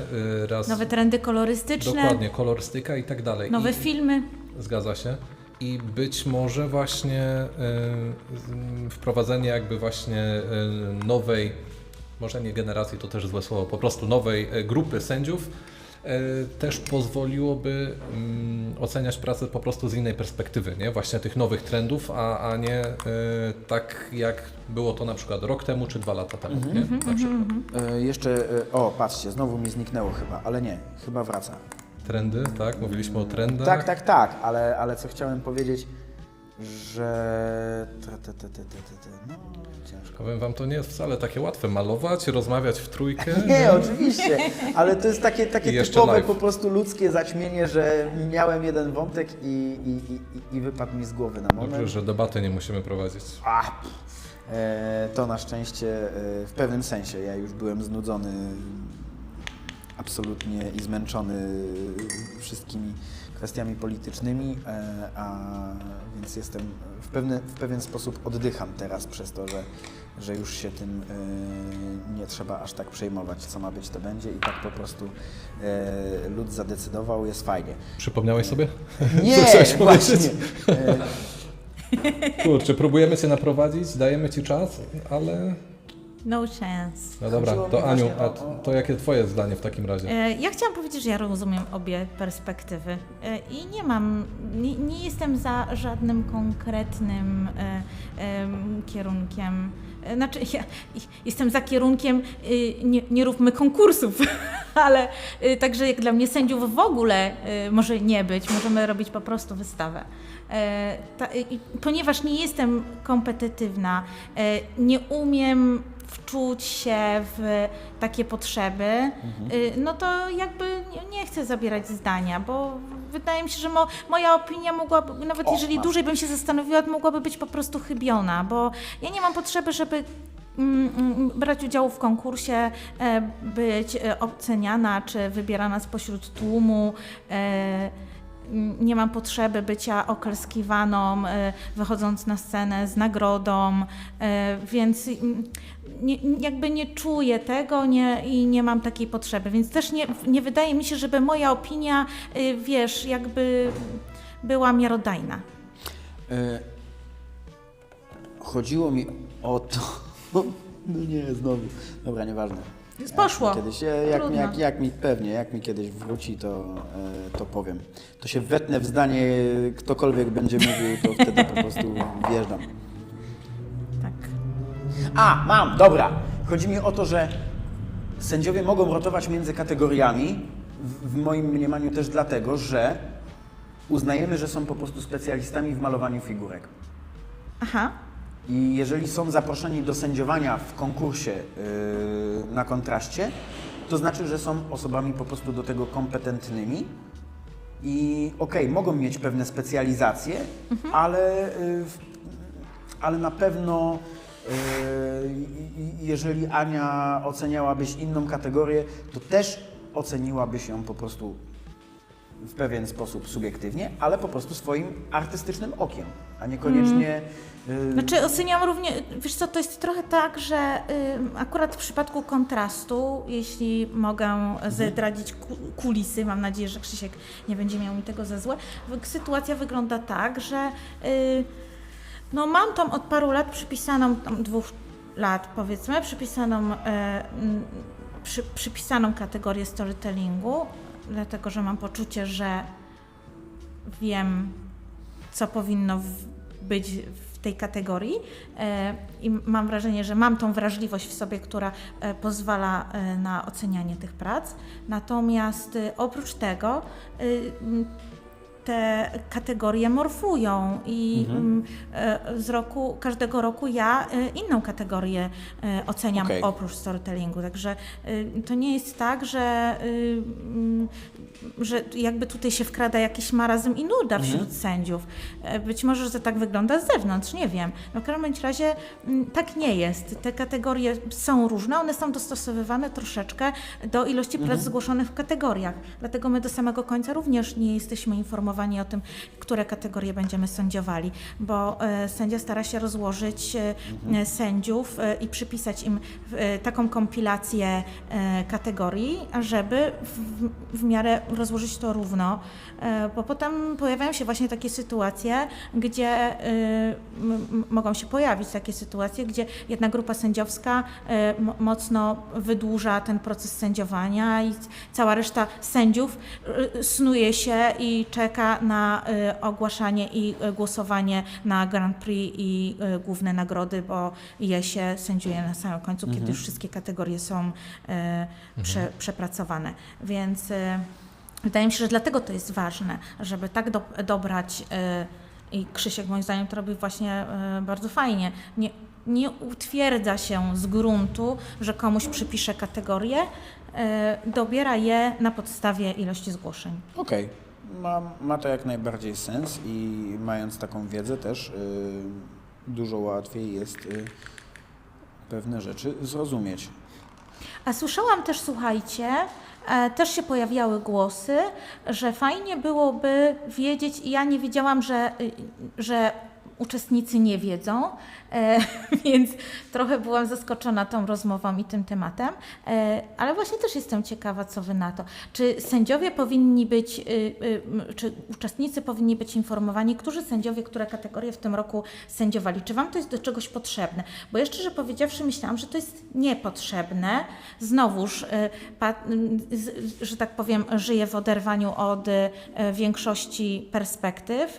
Wydawało mi się, że uczestnicy po konkursie kierują siebie z pracami do ulubionego malarza, czy malarza, który czują, że mógłby ich pokierować w kierunku, który ich interesuje.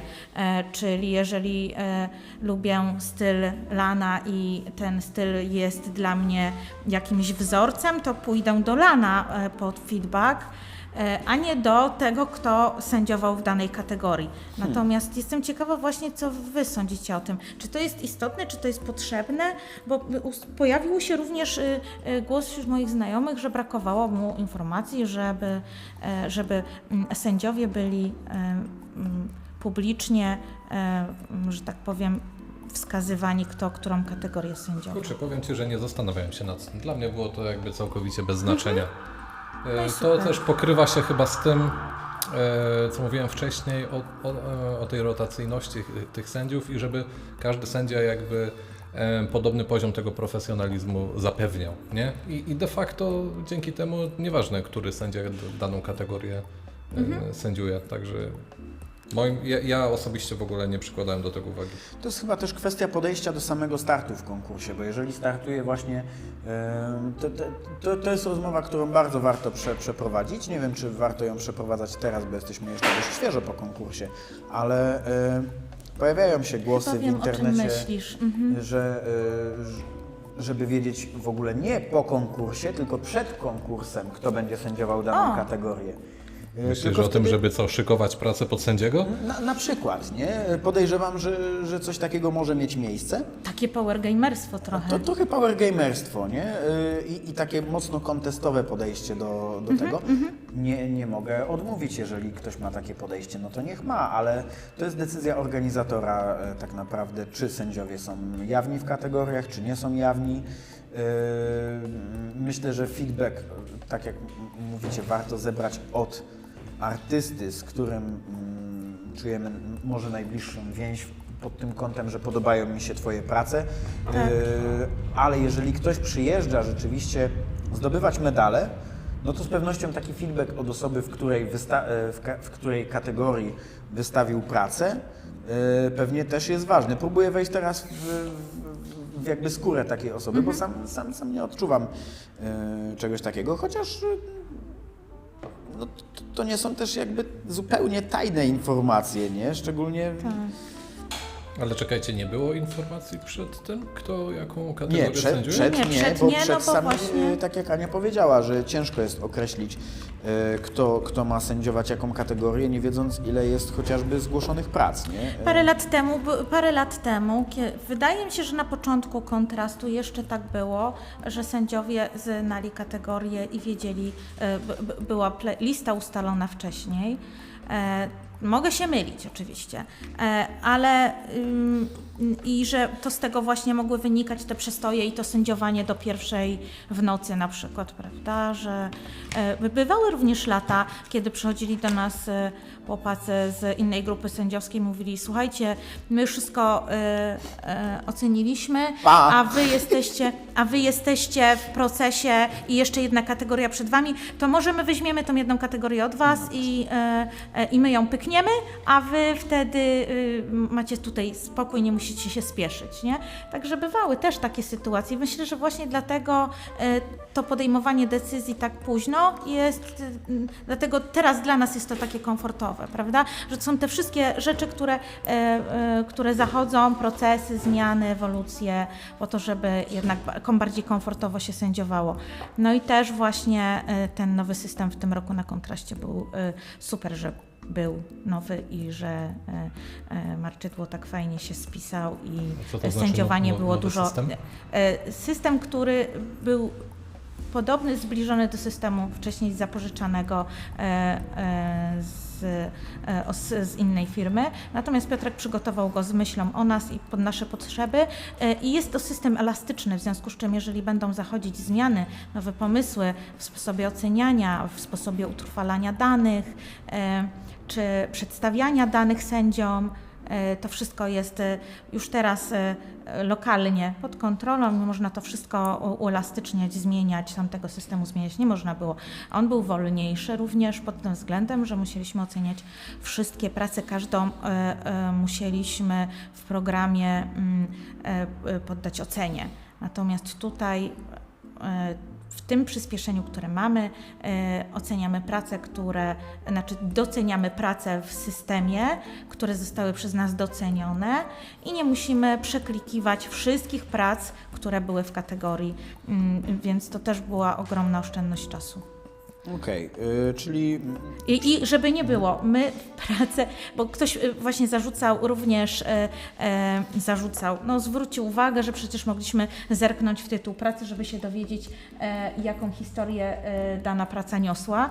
Nie mieliśmy wglądu, nie mamy wglądu do tytułów prac, więc być może, że jest to jedna z sugestii, którą możemy zmienić, wprowadzić, żeby tytuły prac na przykład w storytellingu czy w innych pracach były widoczne, ale wydaje mi się, że jeżeli tytuł jest istotny dla zrozumienia pracy, można ją zamieścić na podstawce, ten tytuł. No a jeśli sama praca nie mówi tego przekazu, który ma przekazać, no to znaczy, tytuł że nie pomoże. Tak, to znaczy, że jeszcze nie przepracowałem tego, prawda? Tak, no zgadza się. Wróćmy na chwilę do komentarzy. Szanowni Państwo, Will and Hart. A jak się zawsze staracie motywować do pracy? Malarstwo jest jednak zajęciem typowo artystycznym i łatwo sobie wyobrazić, że fajne pytanie. nawet profesjonaliście zdarza się stanąć pod mentalną ścianą. Chcecie odnieść Fantastyczne. się od razu do tego pytania, czy... Ja bardzo chętnie, ale może Zaczynaj. ktoś inny. Nie, śmiało. Dobra. proszę. No ja mam swój system, czyli własne challenge, które sobie tworzę i robię. Czyli nie może być nudno, nie ma lecę z szablonu, ale wiem po kolegach, że nie wszyscy tak mają. Ale moim sposobem właśnie jest to, że przy każdej pracy staram się wymyślić jakiś challenge.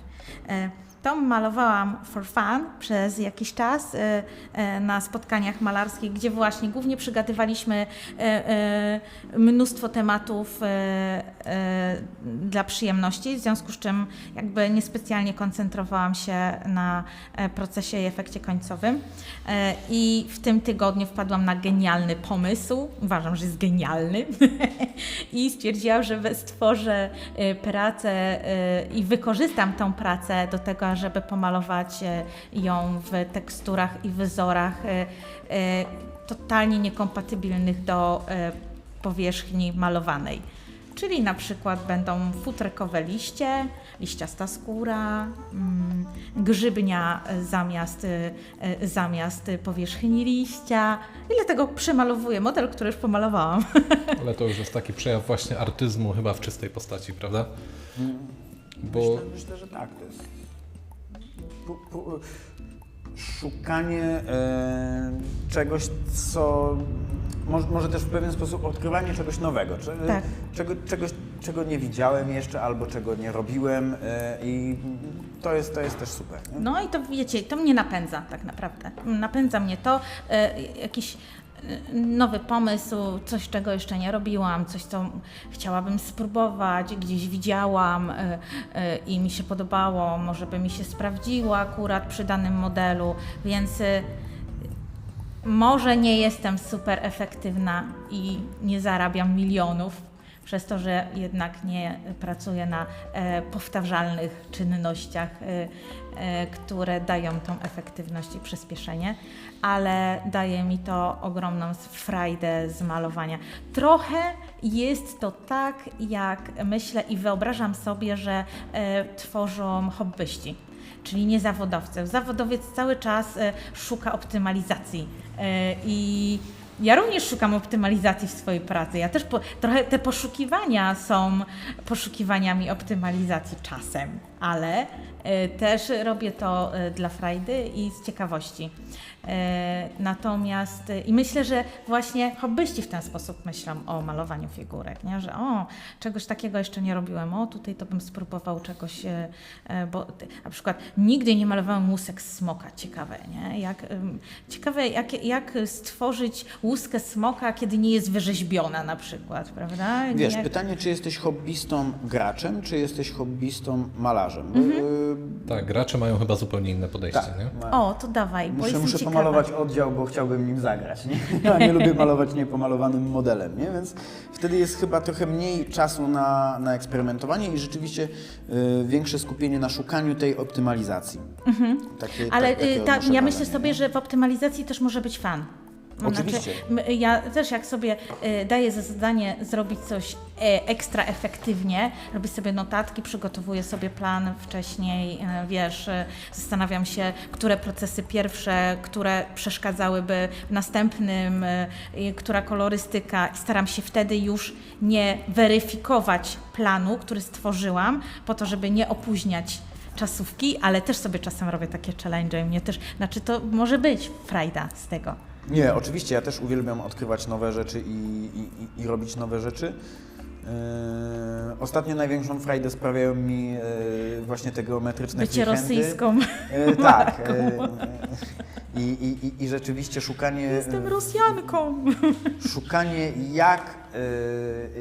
jak najefektywniej właśnie opracować jakiś schemat, czyli jak to pomalować po prostu, żeby to jakoś wyglądało, a nie...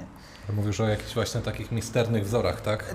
Tak, takich powtarzających się schematach, nie? No bo to łatwo w pewien sposób wyznaczyć może środek, tutaj ten, na jakiej figurze to jest oparte, ale potem dojście do tego, jak zrobić to na modelu, jest też wspaniałym procesem dla mnie i jest to też praca nie na modelu, ale dookoła modelu. I to też pozwala na pewien oddech i znalezienie motywacji, nie? Jeżeli nie chcę malować modelu albo nie czuję, że jest sens na godzinę siadać do biurka i malować, to wtedy biorę kartkę i próbuję sobie coś rozrysowywać. Nie? To ja wtedy właśnie biorę się za robienie puringu. O właśnie. Prawda? To jest taki krótki skok ku endorfinkom. Ale to tak mam właśnie. A u Ciebie, Mateusz, jak to wygląda?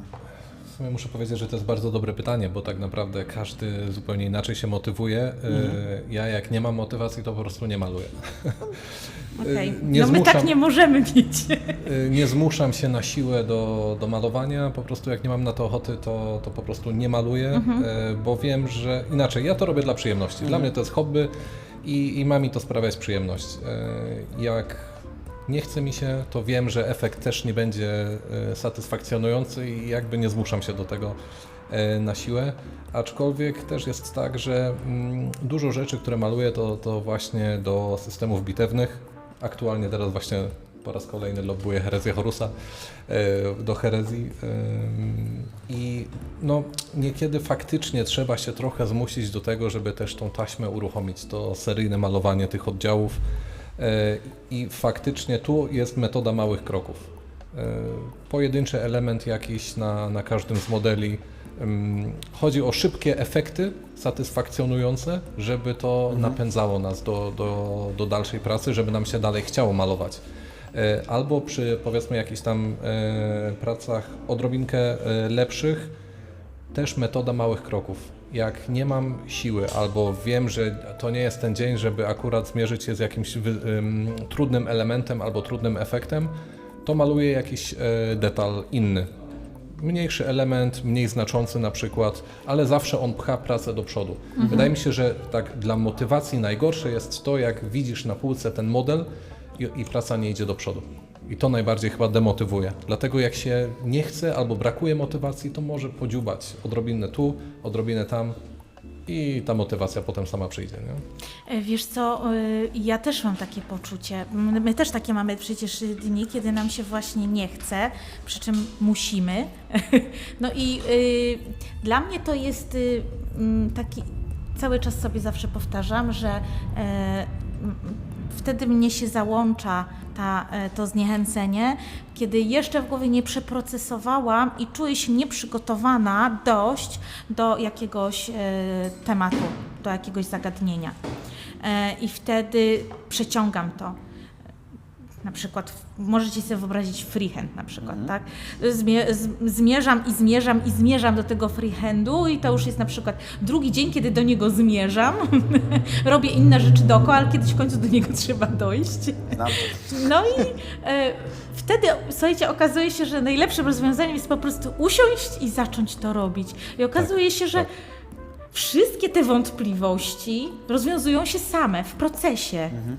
Więc jakby ta potrzeba bycia przygotowanym, to jest być może moja cecha, a może ktoś znajdzie siebie w tym, ale właśnie okazuje się, że niepotrzebnie staram się być nadmiernie przygotowana do niektórych rzeczy i okazuje się, że w trakcie procesu one i tak ewoluują i one i tak dostosowują się do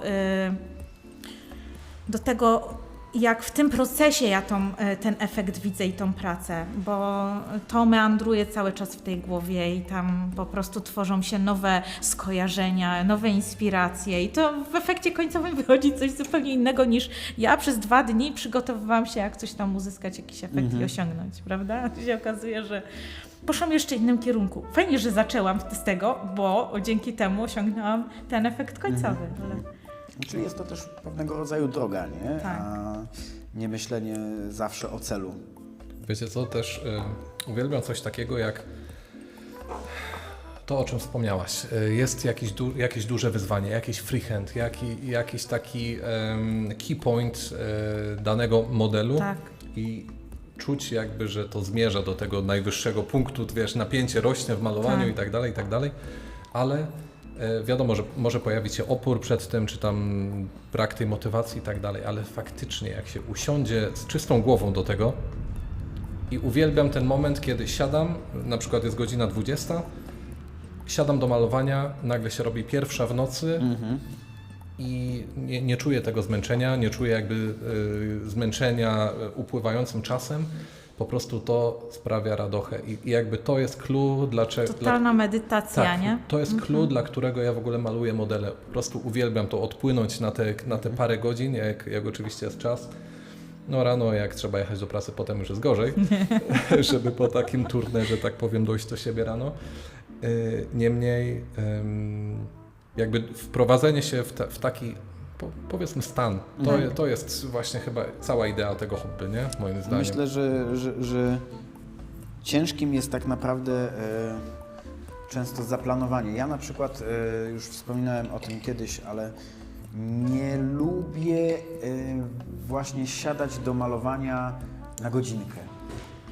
Tak, Albo między jakimiś Tak, czynnościami. Ja tak. potrzebuję albo rano mieć te parę godzin, albo mieć te parę godzin wieczorem, no bo to jest rzeczywiście potrzeba trochę czasu na rozruch, potrzeba trochę czasu na, no mimo wszystko też pracujemy mięśniami, nie? I one też muszą się przyzwyczaić z powrotem do pewnych czynności.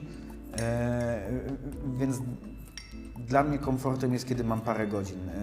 I czasami ciężko jest zaplanować w ciągu dnia to, że mam parę godzin i teraz przez parę godzin będę malował, więc takich chwili też jest mniej, ale przez to są tym bardziej cenne i tak, jest to rodzaj medytacji i pewnego transu wręcz, w który się wchodzi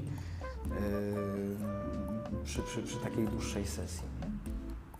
Słuchajcie, przejdę do dalszych komentarzy, bo zatrzymaliśmy się na nim bardzo dobrze, ale czytam dalej. Ja nigdy nie myślałem, że kiedykolwiek się z czymkolwiek wystawię. Namówiła mnie m.in. Ania i dozgodny dzięki za to xchronox.pl. Co prawda w planszówkach, ale wróciłem z brązem i jest to mega motywacja dla mnie. No i właśnie, i tu jest też clue konkursów. Rozmawiałem o tym ostatnio na wyjeździe z kolei muzycznym ze znajomym i rozmawialiśmy o konkursach dla dzieci. Może zmienię trochę tematykę, ale chodzi o konkursowanie dzieci. Chociaż tu też się pojawił właśnie Marcin z konkursem w Zgierzu. I cały,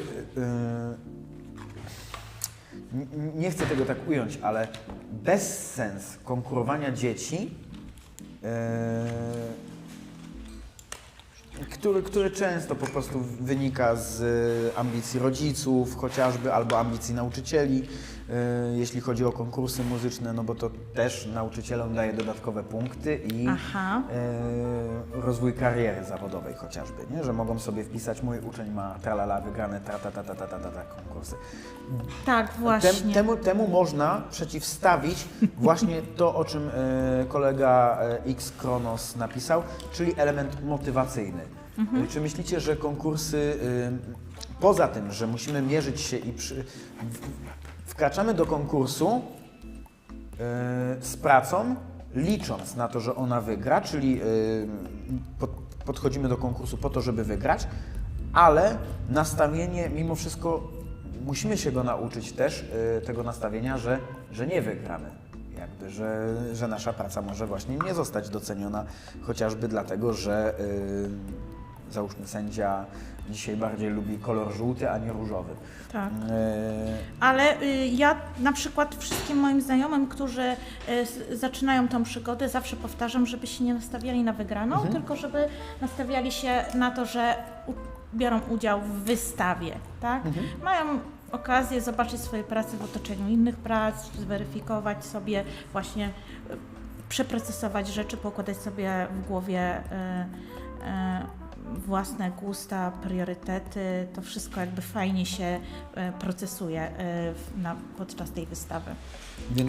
Więc jakby nigdy nie nastawiam nikogo, że ale robisz super robotę, na pewno coś wygrasz, przyjedź, bo to jest niszczenie tak naprawdę fanu potem z całego eventu, kiedy się nastawisz na to, że coś wygrasz, potem do tego stopnia, że wielu artystów potrafi nie cieszyć się z brązu albo z wyróżnienia, dlatego że w głowie już mieli złoto albo Grand Prix no i w tym momencie ja zawsze powtarzam, że 95 czy 90% uczestników w tej sytuacji, gdybyśmy wszyscy myśleli w taki sposób, wracałaby z poczuciem zawodu i niezadowolenia, więc myślę, że trzeba dobrze sobie to w tej głowie poukładać żeby nie ustawiać sobie priorytetu zwycięstwa z poczucia satysfakcji, z własnego samozadowolenia. No i właśnie, przepraszam, że tak wejdę, ale chodzi mi o ten aspekt motywacyjny, że dla jednej osoby zwycięstwo jest motywacją albo dostanie nagrody, dla innej osoby niedostanie nagrody też może być pewnego rodzaju motywacją. Tak, ale właśnie. Tak właśnie jak powiedziałaś, dla niektórych dostanie nagrody czy wyróżnienia jest demotywujące, a dla niektórych nie dostanie też może być demotywujące. Więc ciężko tutaj tak naprawdę myślę dojść do jakiegoś balansu między motywacją a kiedy konkurs jest motywujący, nie? Tak naprawdę. I to każdy musi sobie znaleźć niestety odpowiedź na to pytanie samemu. Czy konkurs jest w stanie mnie zmotywować, czy właśnie jestem w stanie liczyć się z porażką, czy jestem w stanie cieszyć się ze zwycięstwa, ale nie pełnego, jakby nie w takim wymiarze, w jakim... To jest chyba kwestia oczekiwań, nie? Takich podstawowych. Tak, i tutaj wydaje mi się, że każda odpowiedź na to pytanie będzie dobra. Po prostu każdy z nas jest inny, każdy z nas kieruje się zupełnie innymi rzeczami w życiu i nawet w stosunku do takiego konkursu też każdy z nas ma inne oczekiwania.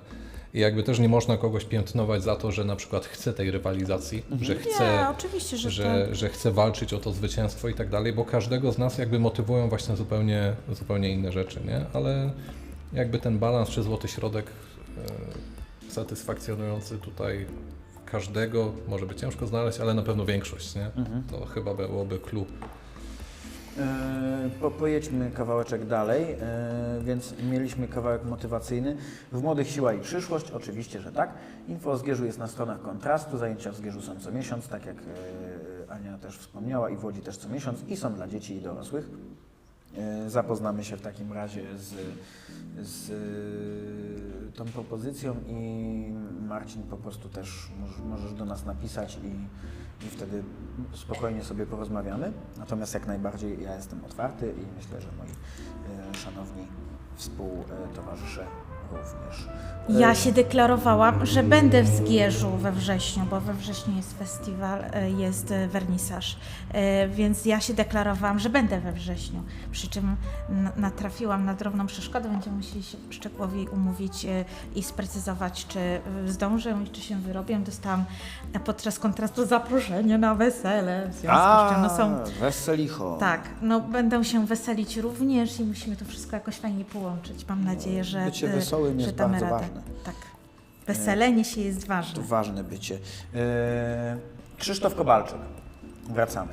O. Tak, myślę, że macie dobre przemyślenia.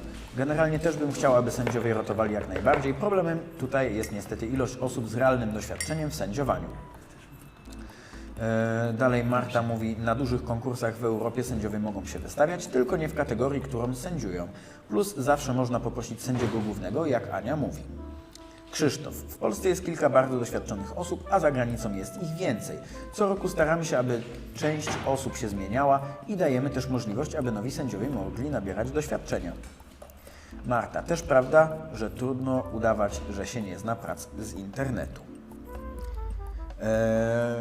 Więc tu jakby mamy trochę rozwinięcie wątku i zdecydowanie więcej osób z pewnością chce startować w konkursie niż go sędziować, bo startowanie to przyjechanie, wystawienie pracy i cieszenie się dalej właśnie chociażby aspektami towarzyskimi, a sędziowanie, pragnę przypomnieć wszystkim oglądającym nas tutaj dzisiaj, jest po prostu daniem z siebie bardzo dużej części energii i poświęceniem swojego czasu na takim festiwalu i mam nadzieję, że wszyscy właśnie ten czas poświęcany przez sędziów szanujemy i dlatego wszyscy Myślę, chcemy, że też żeby... trochę się trzeba było przyzwyczaić bardzo, i nauczyć. Pierwsze wrażenie, jak rozmawiałam z Beatą czy z innymi malarzami, którzy sędziowali, to pierwsze wrażenie po takim sędziowaniu własnym są takie, że to jest ciężkie doświadczenie bardzo, że to jest... Zupełnie okazuje się, że inaczej patrzymy na pracę, kiedy je sędziujemy, inaczej patrzymy na pracę z perspektywy widza. W pracy sędziego właśnie to jest trudne, że staramy się wyjść naprzeciw różnym stylom, różnym sposobom myślenia i tutaj jednak staramy się wchodzić w buty artysty innego, tak? Innego autora. I to jest wymagające, ale też wymagającym jest to, żeby w jakiś sposób usystematyzować sobie w głowie tych 300 prac i wybrać z nich powiedzmy 40 czy 50 czy 15 takich, które zasługują na to, których widzimy, że się wybijają i wyróżniają. Trochę już sobie wypracowaliśmy przez lata system i on rzeczywiście przyspiesza nam procesy i działania, ale rzeczywiście staramy się pochylić nad każdą pracą, przeanalizować ją.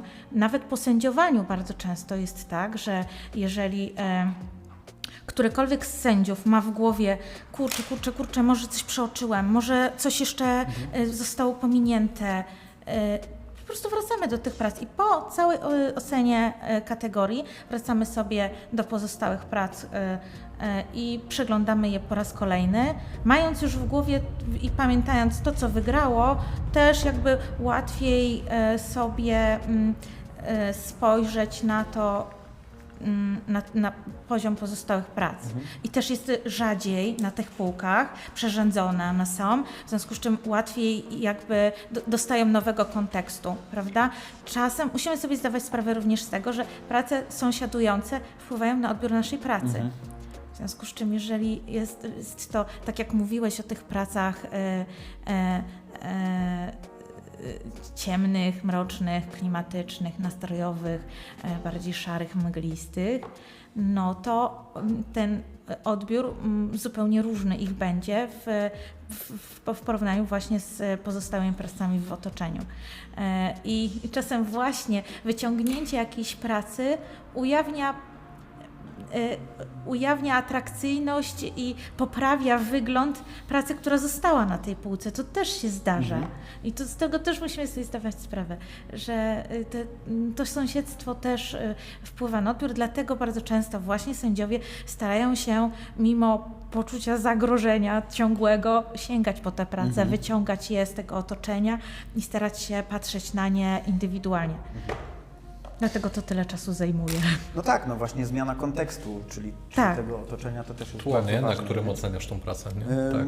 Musimy też, prace. bardzo chciałbym uświadomić też na przykład osoby biorące udział w festiwalu ze swojej perspektywy, jako osoby i wystawiającej się i biorącej udział w pewnym sensie w organizacji festiwalu, czy to przez sędziowanie speedpaintingu, czy tak jak w tym roku organizacji warsztatów.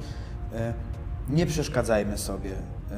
Wiem, że każdy chce oddać pracę jak najszybciej i mieć to z głowy, że jest czasami duży tłok, ale starajmy się, błagam Was, nie zasłaniać prac innych osób, tylko starajmy się je wstawiać w takie miejsca, albo jeżeli nie czujemy się, że uprawnieni do przestawiania prac innych, prośmy stewardów, prośmy osoby z obsługi, czy byliby w stanie w jakiś sposób przekomponować ekspozycję po to, żeby na przykład duże prace z backdropem nie zasłaniały tych, które są w rządku za. Może kwestia tego, żeby mniejsze prace stawiać rzeczywiście z przodu, a większe z tyłu, więc to są takie moje przemyślenia, które też się pojawiły. Zdarzały nie? się takie sytuacje, prawda? To na szczęście nie są jakieś najczęstsze sytuacje, ale myślę, że kwestia... Ale jest to smutek, tak. że tak powiem, już potem przez następne 2 dni, bo przychodzisz i za chwilę po wystawieniu swojej pracy okazuje się, że Twoja praca już jest totalnie niewidoczna i musicie wiedzieć o tym, że są ludzie i jest ekipa do tego specjalnie stworzona, żeby jeżeli ktoś też niespecjalnie i niezłośliwie, ale jeżeli zdarzyła się taka sytuacja, że praca Wasza została zastawiona, naprawdę jest Halfi, jest cała ekipa, która zajmuje się tym, mają uprawnienia do tego, żeby przeorganizować tą przestrzeń tak, żeby Wasza praca była widoczna, tamte również. No to dobrze wiedzieć. Tak, no bo chyba we wszystkich nas przede wszystkim leży dobro festiwalu, nie? I chcemy, żeby Tak, ale żeby też, wiesz, żeby no on się nikt nie, rozwijał i- tak, nikt nie chce robić nikomu po złości, nie? No właśnie, Dla każdego więc- to ma być frajda po prostu. Więc starajmy się swoich prac nie zasłaniać. I przede wszystkim cudzych prac nie zasłaniać swoją Tak, pracą. no właśnie, jak widzimy, że musimy postawić pracę w ostatnim wolnym miejscu i zrobilibyśmy komuś przykrość, to po prostu to też jest fajne, że możemy to zgłosić i załatwić tą sprawę od razu. Ale to taka po prostu drobna sugestia dla wszystkich biorących udział w konkursie i w wystawianiu prac. Słuchajcie, lecimy dalej. Krzysztof, tak. Znowu Will and Heart. Sama wystawa to niby też dobry pomysł, ale ludziom zawsze jednak jest potrzebna ta marchewka na zachętę. Z jednej strony To tak, nie a z jest drugiej tak. strony nie, no bo tak jak przed chwilą Zależy od rozmawialiśmy, charakteru. dla jednych motywacją jest to, że jego pracę zobaczy większe grono ludzi niż tylko żona, dzieci, pies i teściowa. albo koledzy z klubu gier bitewnych, tralala. A dla innego właśnie konkurs, mimo że jest też wystawą, może być na tyle demotywujący, że nie wystawi pracy. Dlatego fajnie, że ta kategoria out of competition, czyli możliwość wystawienia pracy poza konkursem, też istnieje.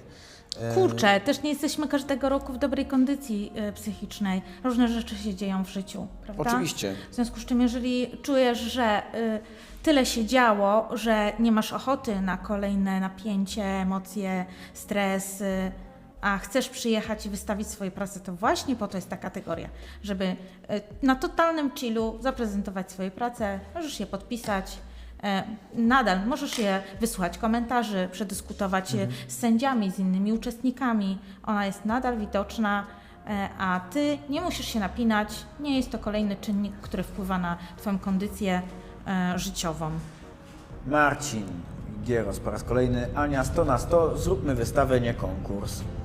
Bardzo słusznie. Ja myślę, że mamy na tyle duży kraj, że jesteśmy w stanie też po prostu organizować różne imprezy i myślę, że to się dzieje. Na przykład kontrast nie jest migawką, migawka nie jest kontrastem, wystawa w Zgierzu nie będzie konkursem.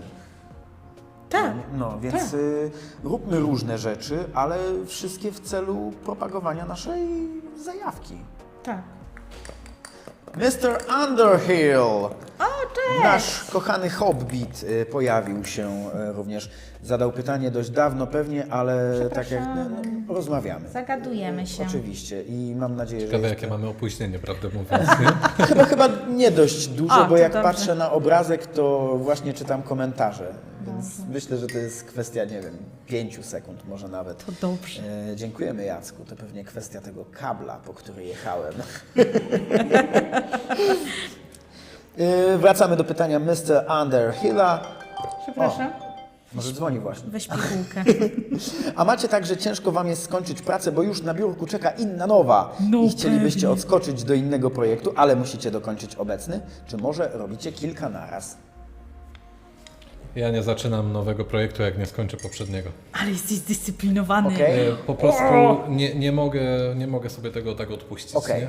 Także u mnie jest prosta sprawa. Mi się zdarza skakać między projektami, ale to też wynika często z tego, na ile mogę sobie pozwolić czasowo. Jeżeli wiem, że któryś projekt jest bardziej czasochłonny, to albo chcę go właśnie skończyć szybko i go zrobić, to wtedy na nim skupiam całą swoją uwagę, a jeżeli mogę sobie pozwolić na rozdzielenie uwagi, to rozdzielam.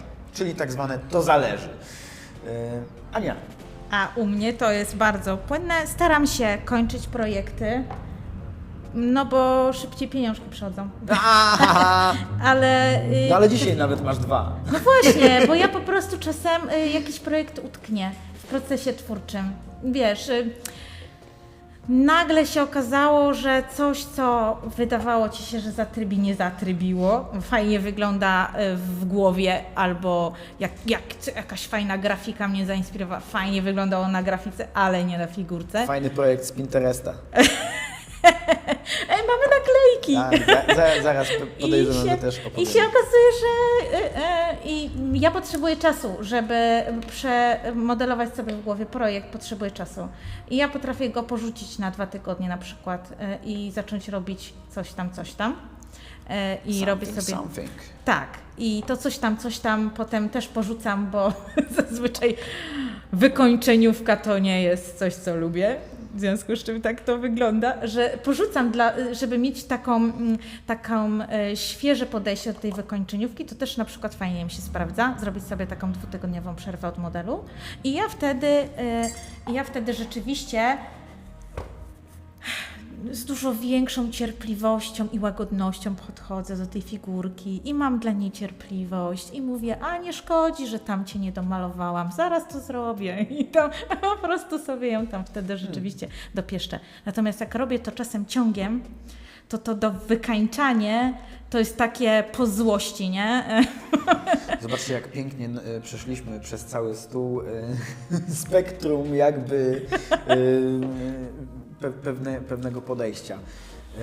Ale zobacz, to też pokazuje właśnie jasno, jak też start w konkursach, czy kontrast, nie? Dla ilu odbiorców on musi być dopasowany. Po prostu każdy z nas, tak jak już mówiliśmy wcześniej, jest inny, ma inne predyspozycje, inne potrzeby, inne odczucia, inne ambicje do tego i też no, każdy z nas jest inny, także ciężko znaleźć jeden wzór opisujący Tak. wszystkich, nie?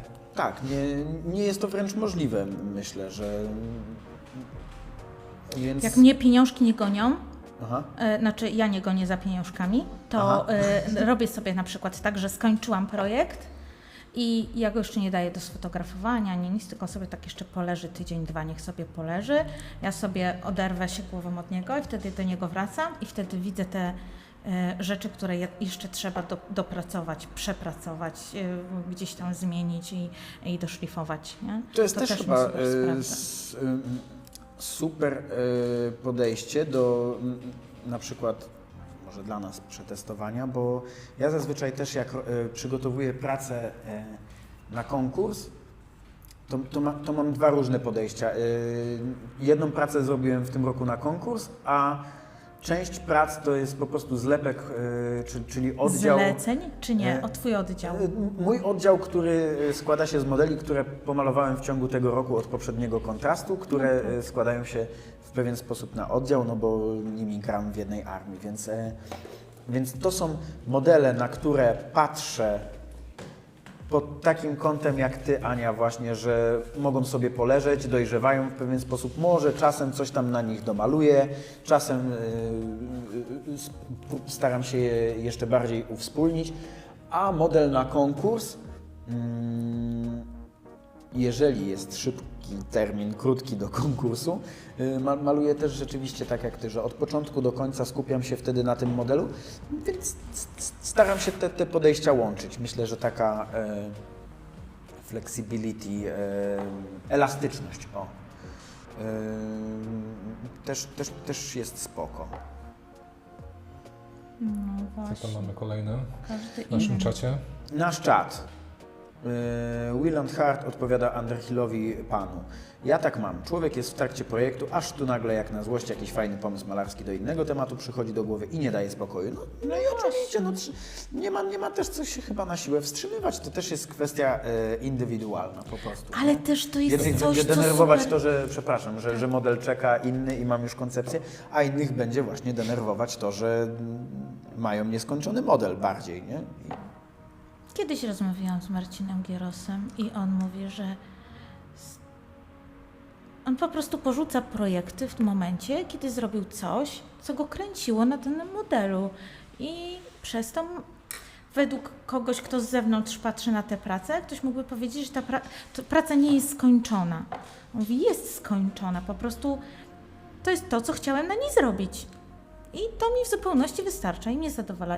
Wydaje mi się, że to jest bardzo ważne, żebyśmy pamiętali, że hobbysta może sobie pozwolić na to, że maluje do etapu, kiedy go ten proces cieszy i nie musi Oczywiście. pociskać, wiesz.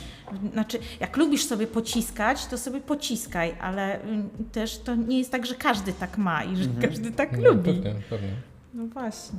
Aczkolwiek jak malujemy modele do bitewniaków, no to warto byłoby już je kończyć. No też nie zostawisz modelu w połowie niepomalowanego i nim grasz. Nie wiem, czy też masz takie... Mam Masz, takie tak? modele. Znaczy wynika to z tego, że kiedyś chciałem mieć pomalowaną rozpiskę na turniej. No i stwierdziłem, jak właśnie wynalazłem ten swój schemat kolorystyczny, że pomaluję wszystkie modele w tej rozpisce na te 3 kolory i zrobiłem bazę i kiedyś je sobie dokończę. No i rzeczywiście zacząłem kończyć jeden, drugi, Ile trzeci. lat temu to było? Ze 4. Okej. I no, mam już trochę tych modeli pomalowanych, ale nie tych, które były w tamtej rozpisce. Tamte na przykład mam tutaj w piwnicy i są po prostu poobdrapywane na przykład już nie z tej farby, w związku z tym, że też ich używam. Ale wiedząc i mając ten schemat już dopracowany, jestem w stanie je zmyć i po prostu pomalować od nowa i nie stracą przez to na jakości, Never że ending poczekali, story, nie? takie armie, Poczekały. powiem Ci. To Jak tak- prawda, szczególnie kiedy wydawca nadal wydaje nowe modele do danej armii. Pozdrawiam moją szanowną małżonkę, której już dawno powiedziałem, że mam wszystko przecież już do tej Japonii, do Infinity, a tutaj zrobimy dowcip i wydamy nową frakcję do Japonii i no, nie mam już wszystkiego. Krzysztof, nasz wspaniały Kowalczyk. Nie wiem, jak długo będziecie jeszcze rozmawiali, ale muszę lecieć i dopiero za godzinę przesłucham resztę. Dziękuję bardzo za tak dobrą rozmowę i fajne przemyślenia. Bawcie się dobrze i do następnego. Krzysztofie, do następnego. Możliwe, że kiedy to napisałeś, to było na przykład godzinę temu i właśnie do nas wróciłeś, więc może witamy Cię z powrotem. Jeśli nie, to zobaczysz, że i tak Cię witamy, kiedy obejrzysz to potem. Słuchajcie, ja mam nadzieję, że to nie był nasz ostatni stream i że okaże się, że jest potrzeba w narodzie i chęć rozmowy i dialogu. Jeżeli macie ochotę włączyć się do streama i przegadać coś z nami, to po prostu mam nadzieję, że w przyszłości będzie możliwość taka, że na przykład zadzwoni Krzysiek, albo my zadzwonimy do niego, albo Słuchajcie, pójdziemy Marta. torem właśnie kanału Zero i faktycznie otworzymy tą linię telefoniczną. No i tak jak mówiłem, nasz tutaj operator, wspaniały Jacek Pol, na którego kanał samplujemy, też serdecznie zapraszam, zajmuje się również beatmakingiem i prowadzi live'y, na których tworzy muzykę na żywo, tworzy bity. Ja mówiłem, Jacek mnie pytał, czy masz jakąś muzykę, jak zawsze przygotowaną, a ja mówię, że tym razem nie, no bo tak spontanicznie wyszło i mówię, Jacek, to puść jakieś swoje bity, no i chyba nie puścił, puszczasz. No leci bit, doskonale w takim razie, ja nie słyszę, no. I wpadliśmy na taki śmieszny pomysł, że Jacek po prostu będzie miał stolik obok i będzie na żywo w ogóle to tworzył i jak w śniadaniówce będziemy się przenosić teraz do Jacka, że Jacek teraz właśnie Oglądaliście chłopaków na Oglądaliśmy kanale chłopaków, Zero? znaczy- Fantastycznie wypadło to, bardzo mi się podobało. Jeszcze nie widziałem. Widziałem właśnie, że Mamikon wrzucił, że był tam Tak. u nich w kanale Zero. Trochę mi było krótko, ale być może, że taki jest ich standardowy timing. Kurczę, no ciężko się dziwić, nie jest to też kanał nastawiony stricte na to. Jest to fajna zajawka, bardzo dobrze, że chłopaki ją pokazali. Pozdrawiamy Mamikona i Kamela z tego miejsca i z tego kanału. I myślę, że wszyscy, którzy propagują to hobby w oczywiście dobry sposób, ale nie znam chyba nikogo, kto w zły sposób propagował to hobby, bo chyba się nie da. Zawsze się da. No dobra, może się da. Ale więc wszystkich serdecznie pozdrawiamy. Tak samo Mr. Underhill, który robi świetną robotę, też ma kanał. No właśnie tutaj siedzący Galharen też robi świetną robotę, świetne poradniki.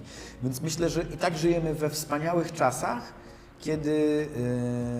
kiedy możemy się właśnie chociażby wymieniać poglądami, pomysłami i to hobby się świetnie rozwija. Dobra, bo tu był Krzysztof. O, Chest of Colors napisał. To chyba tam siedzący kolega albo ktoś inny. W konkursach i wystawach bardzo wartościowym aspektem jest możliwość zobaczenia swoich prac oczami innych osób, nie tylko sędziów. Zresztą często odbiór publiczności może być fantastyczną nagrodą. To się zgadza. O tak, To się zgadza. dokładnie tak. Miałam kilka takich sytuacji właśnie, kiedy ludzie sami mówili, że to było bardzo wartościowe przejrzeć się w oczach innych. I zobaczyć swoją pracę z zupełnie innej perspektywy. Także to jest fajne. Ja też trochę właśnie po to udzielam się jako sędzia, bo mogę przegadać tą pracę z innymi topowymi malarzami i widzieć ich oczami pracę, może nie własne, ale i pracę innych. I też w jakiś sposób czerpię z ich sposobu myślenia i też mnie to właśnie bardzo mocno inspiruje. Ta inna perspektywa robi super fajną robotę właśnie. Wiesz, też możesz wyciągać coś z tego do swoich prac, nie? Na co inni malarze topowi zwracają na przykład uwagę, a ty na przykład nie, albo pomijasz to, albo coś, a się okazuje, że... Tak.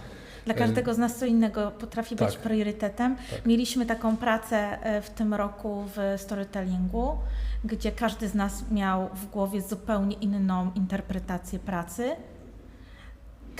Dla każdego z nas po prostu ta praca była wow. I się okazywało, jak zaczynaliśmy przegadywać ją, się okazywało, że dla każdego z nas jest to zupełnie inna historia, ale na każdym z nas robiła wrażenie. Więc okazuje się, że tak, że...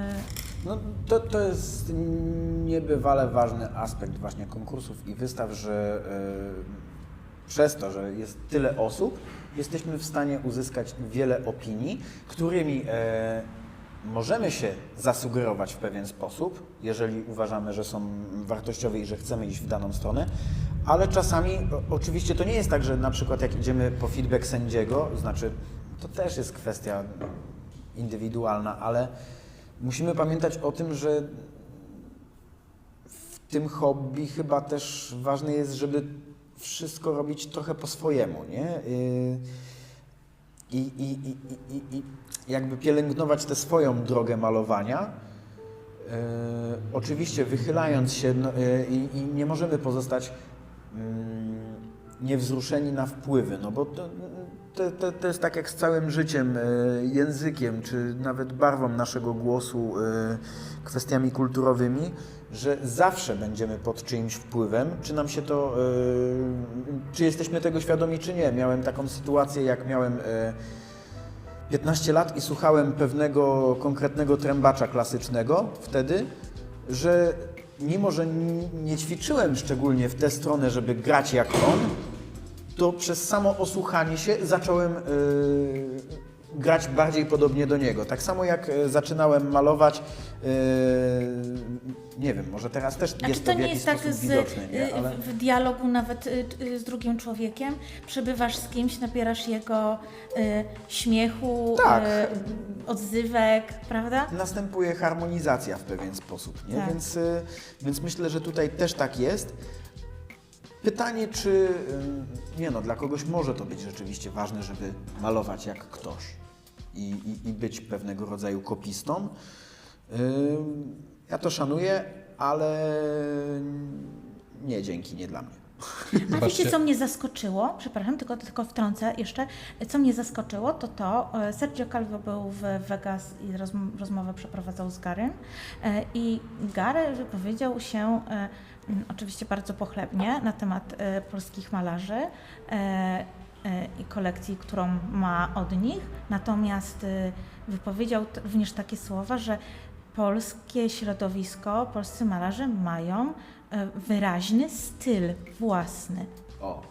To mnie zaskoczyło, bo ja myślałam, że my jesteśmy jednym z tych środowisk, które nie jest tak bardzo hermetyczne, a on to podobieństwo widzi. Ciekawe, czy widzi je spośród prac, które wybiera, pozyskuje, że może on widzi nas i w jakiś sposób dobiera te prace w taki sposób, coś, co jemu się podoba w polskich artystach, czy rzeczywiście my mamy jakiś wspólny mianownik w swoich pracach? Myślę, że to jest tak jak z tym, że nie widzisz jak rosną twoje dzieci, bo widzisz je codziennie. O, fajne. I na tej samej zasadzie żyjemy tutaj, widzimy te prace cały czas, więc nie jesteśmy w stanie znaleźć różnic. To jest tak samo jak z percepcją twarzy. Dla nas twarze Azjatów są bardzo, bardzo podobne, wszystkie do siebie. To prawda. A dla Azjatów Racja. tak samo jest z Europejczykami. I my widzimy te drobne niuanse i różnice, i one dla nas Bo są... jesteśmy z nimi bardzo obyci też, nie? Tak. Ale działa to też w drugą stronę, że dla nas ten styl to jest po prostu, tak się maluje figurki chyba, nie? Jakby, Tak. nie wiem. No, bardzo fajne porównanie. No, masz rację, że tak rzeczywiście może być. Przez tą bliskość i codzienne obcowanie możemy nie zauważać tego jakiegoś schematu, który posiadamy. Myślicie, że tak faktycznie jest, jeśli chodzi w dzisiejszych czasach o że tak powiem, polską scenę malarską? Zobaczcie, kiedyś było tak, że była jedna strona Cool Mini or Not. Jakby każdy czerpał inspirację właśnie z Cool Mini. Teraz mamy multum social mediów, różne strony, Pinteresty, Instagramy i tak dalej. Wiele profili nie ma flagi na przykład narodowościowej, nie? I nie wiemy skąd dana osoba pochodzi, nie znając jej albo nie znając niku. I tak naprawdę, kurczę, chyba ciężko kategoryzować, że na przykład to na pewno w 100% jest praca z Polski, nie? Nie, oczywiście, że w 100% na pewno nie, ale Kiedyś mi się wydawało, że Hiszpanie zawsze mieli taki, czy może i nadal mają Mają. swój styl. Tak, też Włosi nadal też, mają. dokładnie. Tak, to jest Azjaci też mają swój konkretny prawda? styl, nie? Oczywiście. Jakby taki bardzo, odczuwalny. nie wiem, dla mnie on jest taki przerealizmowany, ale w taki dziwny sposób. Właśnie jest to zupełnie inne, nie? Tak.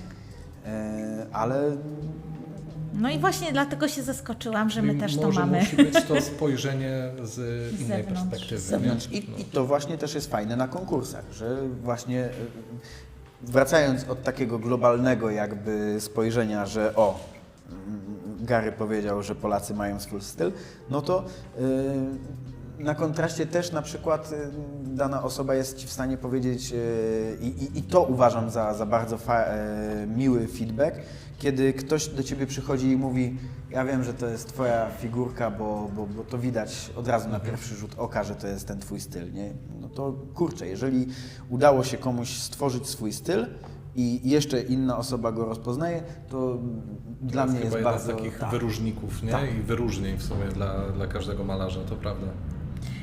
Ja na przykład, wydaje mi się, że robię bardzo różne prace, bardzo zróżnicowane stylistycznie i że one naprawdę po prostu skaczę z tematu w temat i stylistyki w stylistykę, a rozmawiam Od podczas razu tego widać, kontrastu. która praca jest twoja. No właśnie, ja rozmawiam z Carlsonem i mówi: nie no, ty w ogóle to...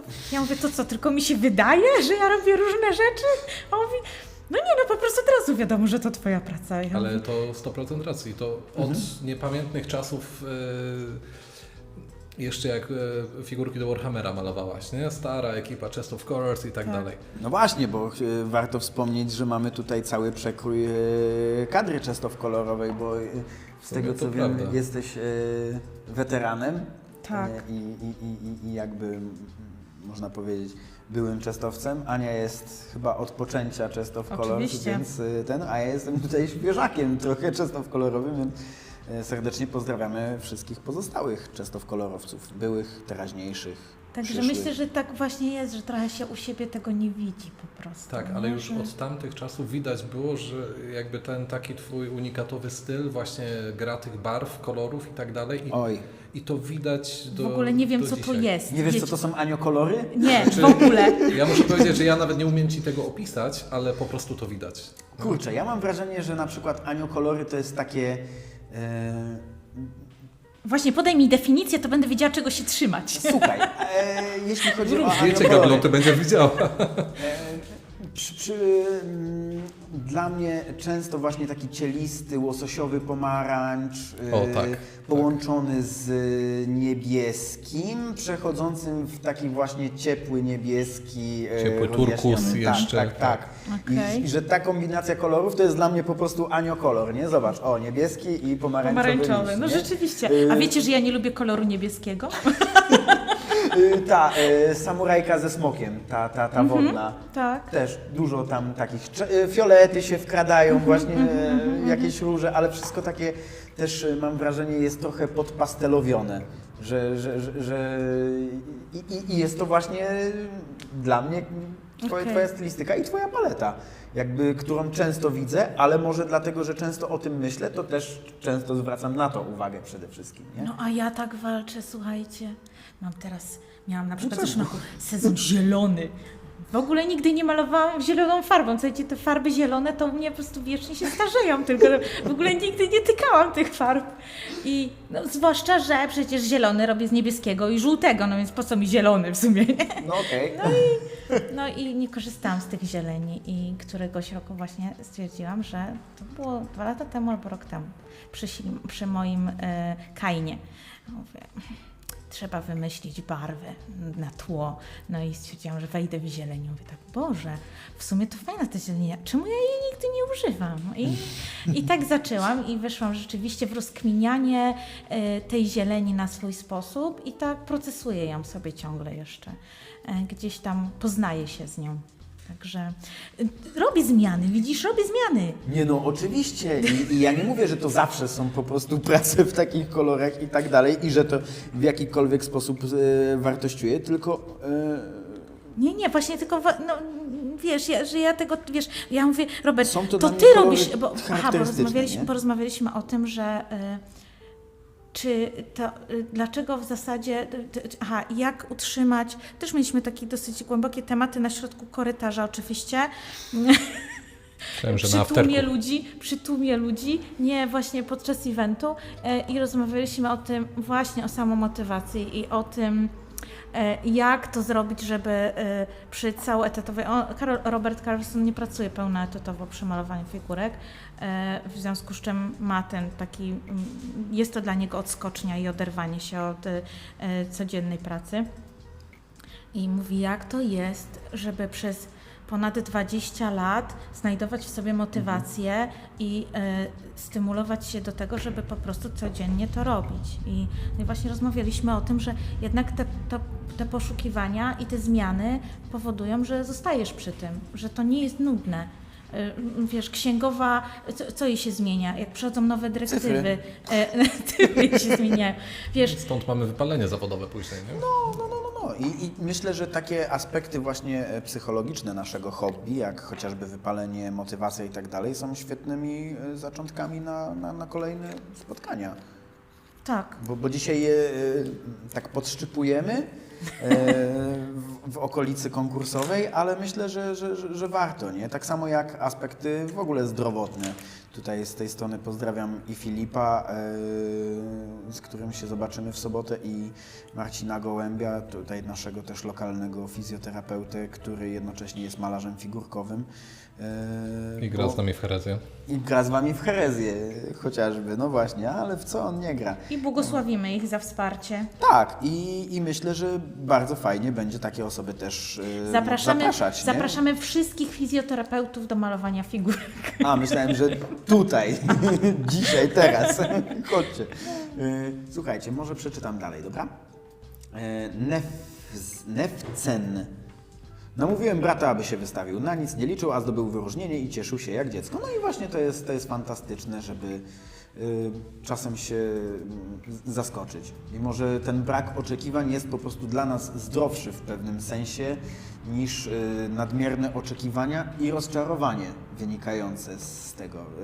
To jest kwestia do przemyślenia dla każdego z Was, kochani.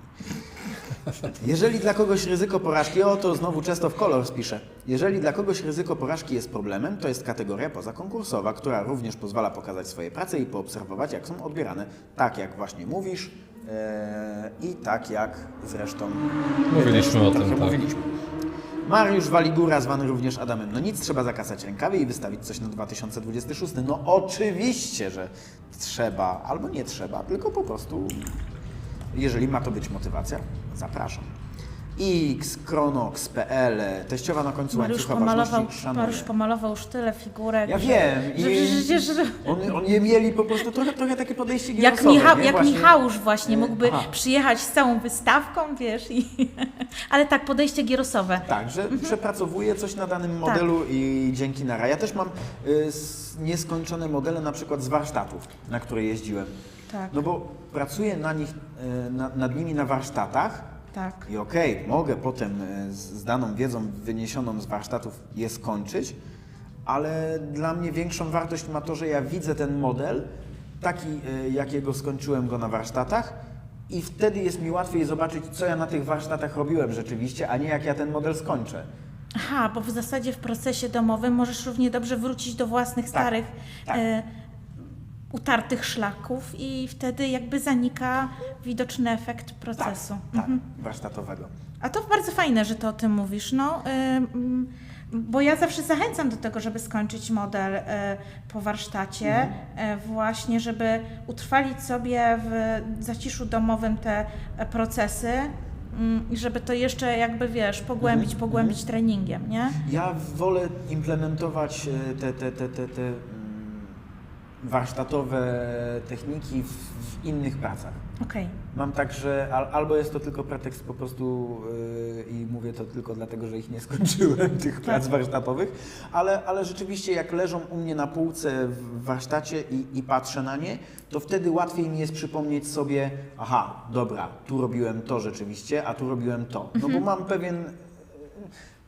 pewien niezatarty właśnie kontekst, nie? Ale wiesz, z tymi warsztatami to jest tak jak jakiekolwiek szkolenia potem biznesowe, czy z jakichkolwiek naszych takich zawodowych tematów. Idąc na szkolenie, uczymy się pewnej metody, pewne, nie wiem, na przykład oprogramowania, cokolwiek, danej rzeczy, po to, żeby to wdrożyć w swoich projektach. I de facto taki model, który zacząłeś na warsztacie, robiłeś go po to, żeby nauczyć się danego efektu, danej techniki. Tak. I w sumie wracasz do domu i chcesz jak najszybciej go wdrożyć już jakby w swoim takim modelu docelowym na przykład. Tak. I w sumie tu mogę się zgodzić z tym, że takie modele warsztatowe no, nie muszą być koniecznie w 100% kończone. No, myślę, że podobnie bym chyba podszedł do tego, nie? Że byłem na warsztatach, jeśli udało mi się wyciągnąć z tego to meritum, to chcę to wdrożyć jak najszybciej już w docelowym modelu. Nie traciłbym czasu na kończenie tego. Tak, ja mam takie pomysły. Szanowni kochani, zrobiła się 20:52. Wow. Ale to zleciało. Zakładaliśmy, że będziemy malować 3 godziny, czyli do godziny 21. Może doczytam pozostałe komentarze i może przedstawimy efekty również naszego malowania trochę. Serio? No ja kończę weekend, nie? Jakby.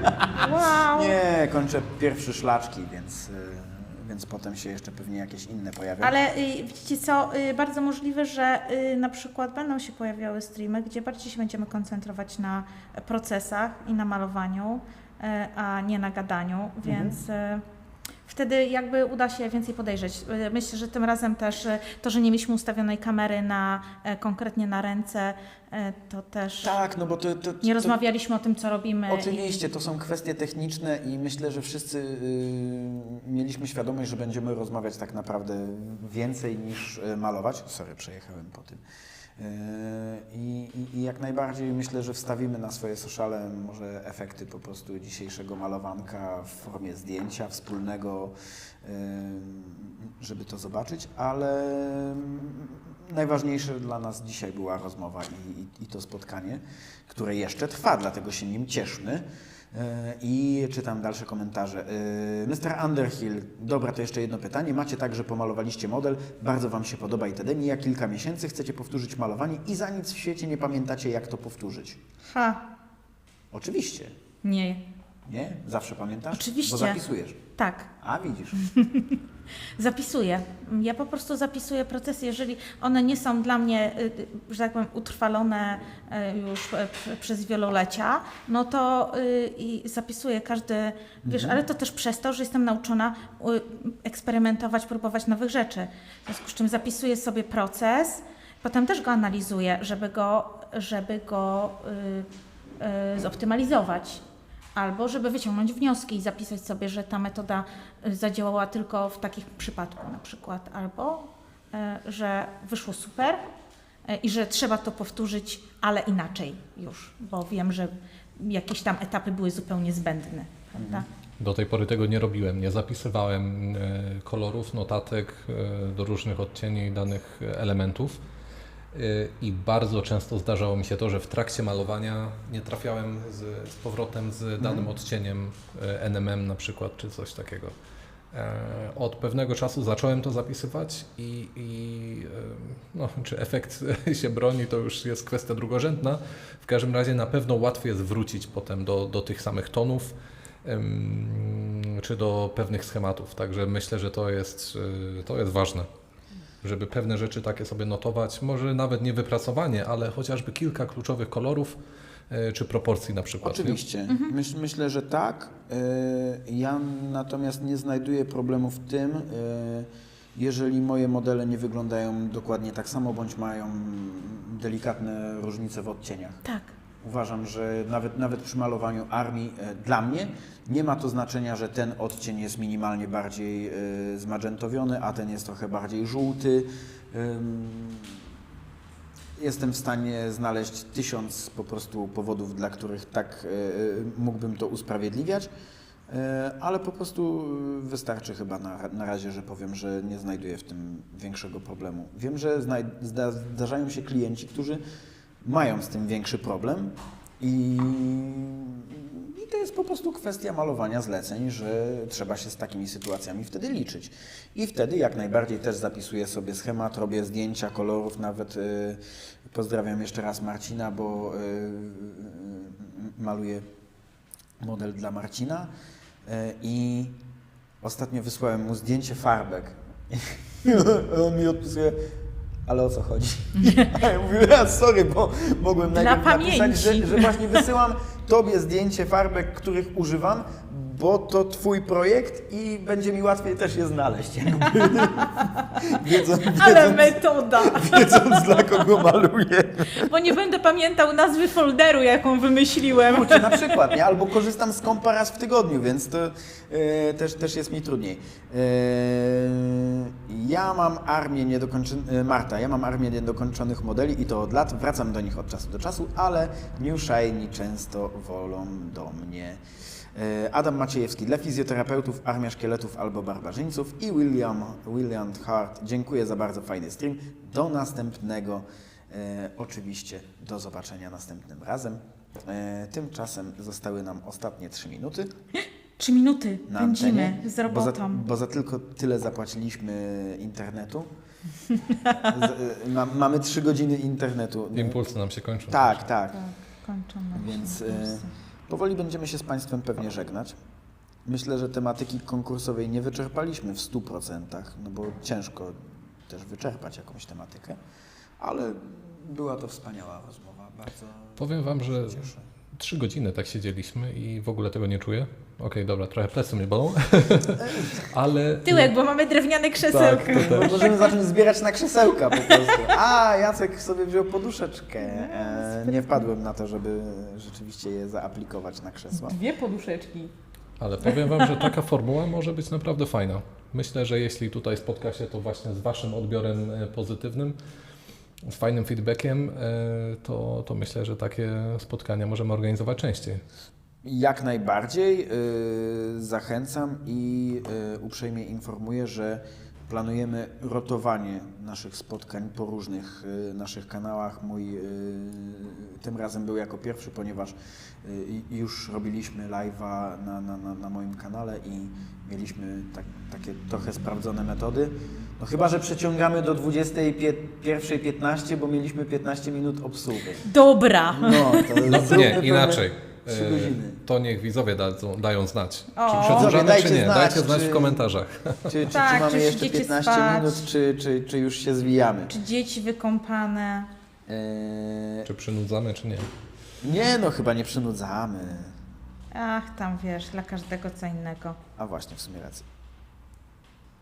Wiesz, to, że dla nas tematy konkursowe są ciekawe, może się okazać, że dla ludzi w ogóle to nie jest temat, wiesz. Nie no, sądząc chociażby po ilości komentarzy, to ludzie się zaangażowali i myślę, że super. Może trzeba rozmawiać o Horus Heresy na przykład. Kolejny komentarz, przedłużamy. Adam napisał, no oczywiście, że przedłużamy. Dobra. Dobra. No mi została jeszcze góra tego elementu do... No to przynajmniej będę miała co Przewzrokowanie. pokazać, bo tak to trochę się skoncentruję. Teraz wy gadajcie, a ja się skoncentruję na malowaniu. Słuchaj, to jakie jeszcze inne konkursy obskoczyłeś? Bo mówisz, że na kontraście byłeś pierwszy raz, ale nie był to w ogóle pierwszy konkurs w Twojej historii. Teraz mnie zadałeś ćwieka, ale pamiętam mój pierwszy konkurs malarski i to był jeszcze Wojenny Młot w Warszawie. O, To który był rok? 2000, chyba 7. Ło, to późno. Jakie późno? Znaczy... Bo nie no, Wojenny Młot to przecież ma Albo 2003. dużo dłuższe lata, nie? Pamiętam, że Łukasz Kraszewski to tam 25 lat temu wystawiał swoje figurki w Wojennym Młocie. Nie ale pamiętam, który to ale był wtedy rok. jeszcze mógł być. Nie pamiętam, który to był rok. Nie. W każdym razie to był właśnie Wojenny Młot. Czy ja startowałam w Wojennym Młocie? Ale Nie. słuchajcie, pamiętam, że Słonecznika, pomalowałem model Maluj. Eldhariona Właśnie, maluj, do wysokich elfów. Pierwsza próba chyba NMM i w regulaminie był zapis, że No NMM. nie, że modele nie muszą mieć wymodelowanych podstawek, aczkolwiek no wiadomo, że wpływa to na ocenę sędziów. I jakby Dla mnie to była też totalna nowość. Ale jak? Pierwszy konkurs, w ogóle inaczej to, że byłem wtedy w Warszawie, to też jakby zrządzenie losu. Niemniej faktycznie wystawiłem ten model bez pomalowanej podstawki. Po prostu taki plastikowy kwadracik, plastikowa podstawka GW. No oczywiście wiadomo jaki był efekt tego. Niemniej i tak była bardzo duża radocha, że ten model można było tam wystawić. Także no, Kurczę. ponad 20 lat temu. To jest Wow. piękny kawał historii. Ja właśnie ten herkulesowy konkurs to było w 2015 roku na pewno i wtedy się zaczęła dopiero moja kariera konkursów malarsko-modelarskich. Wcześniej rzeczywiście jakieś muzyczne konkursy się pojawiały. Jeden z pierwszych konkursów, który wygrałem, to był konkurs piosenki religijnej we Włocławku na przykład. To pamiętam. Wow. No, I co? I, no śpiewałem piosenkę religijną. a po prostu. pamiętasz którą? Nie. Ale myślę, że znalazłyby się osoby, które pamiętają. Tutaj pochylam się do mojego kuzyna Mateusza Pejasa, bo jego mama, moja ciocia Cela, organizowała wtedy chyba ten konkurs albo była w organizacji. Jeśli chodzi o organizację, ten wojenny młot, na którym byłem, Ania i Machoń, wy byliście tam też. Tak? I, No patrz. I nie wiem, czy Machoń, ty nie przyjmowałeś tych prac, zgłoszeń właśnie wtedy. Na wojennym młocie. No, nie, w każdym razie, no 20 lat temu, także kawał historii. Ja tak. pamiętam czasy bazyliszka. To wiesz, to my się na bazyliszku wystawialiśmy. No ja pamiętam, w że jeszcze szkołach. wiozłem tutaj dla kolegi diakona zresztą przecież też z Czesta. Tak, E, pozdrawiamy diakona, gdziekolwiek jest. Niezmiennie w Lesznie, także No proszę, pozdrawiam Leszno. pozdrawiamy. Jego pracę też wtedy wiozłem, pamiętam, na ten konkurs. Ach, wspaniałe czasy, powiem Ci Fajny, szczerze. odległy. Ale Nie. może następnym razem uda mi się tę piosenkę zlokalizować i Wam zaśpiewać. Byłoby super. Zobaczymy, czy wygram wtedy konkurs kolejny. Na piosenkę religijną na bank. Dobra. A dzisiaj też coś śpiewałem, nie? Było. Ojej, było. Było wcześniej. Szanowni Państwo,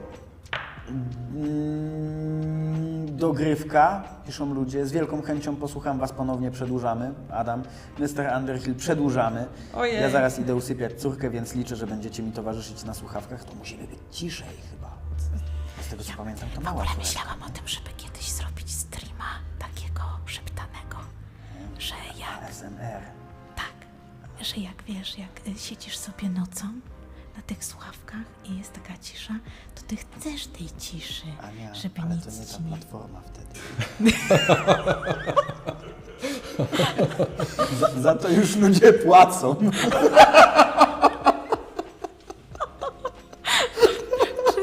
To poprosimy w takim razie o komentarze, czy bywacie na innych platformach Wiertniczej, znam kogoś, kto będziecie był na za to Wiertniczej. płacić. Mateusz B. Chętnie posłuchamy dalej. O, xchronox.pl. Kacprzek Kuba jestem, bardzo mi miło. Będzie łatwiej spać, dopiero się życie zaczyna. Bardzo przyjemny streamek, fajnie poznać insiderskie podejście. Jak tylko demony level 3 pozwolą, to będę na następnych. Demony level 3, ja mam chyba 4,5 levelu, prawie drugi. No właśnie. Więc też do moich kochanych chowańców wrócę niedługo. Kuba ma bliźniaki. To jest, wiesz, challenge. To jest challenge, trzeba przyznać, wychowawczy zapewne. Brontos, może Barka. Nie, to nie była Barka. To nie była Barka, to co śpiewałem wtedy. To było coś innego, ale znajdę, może moja mama też pamięta, albo tata. Teraz stacjonujecie w Poznaniu czy w Warszawie? Pytanie od Mateusza B. Teraz w tym momencie my, którzy tu jesteśmy, czy chodzi Ci o Anię i Machonia, bo pamiętamy, że byli w Warszawie. Byli w Warszawie i wrócili z Warszawy i teraz jesteśmy w Poznaniu. Bywamy w Warszawie często, I nadajemy też z Poznania aktualnie. Tak. ale to Mówię, że bywamy w Warszawie często, dlatego że rzeczywiście często tam spotykamy się na malowaniu i często tam przyjeżdżamy do przyjaciół, bo jednak mamy cudowne grono warszawskie, zaprzyjaźnione. Zresztą jakbym miała u kogo nocować w Łodzi, to pewnie też bym jeździła do Łodzi do zaprzyjaźnionego grona. Więc, czy do krakowskiego grona. No, Boże drogi, to jest super, to jest w ogóle super, to jest w ogóle temat, nie? Gdzie u kogo nocować i gdzie jeździć. Wymieniajmy się, słuchajcie, to byłoby genialne. Słuchajcie miasta. Tak, zaznaczajmy pineski po prostu, gdzie kto u kogo W może ogóle my też złapać powinniśmy nocleg. rotować nie tylko między kanałami, tylko właśnie między miastami. Tylko ciężko O. będzie Już logistyka trochę. Jaska zgarniać. Za drogi internet. W innych miastach pewnie jest droższy. No, dokładnie. Jacek jest długi i potrzebuje długiego A, łóżka. teraz tutaj na stronie. To prawda.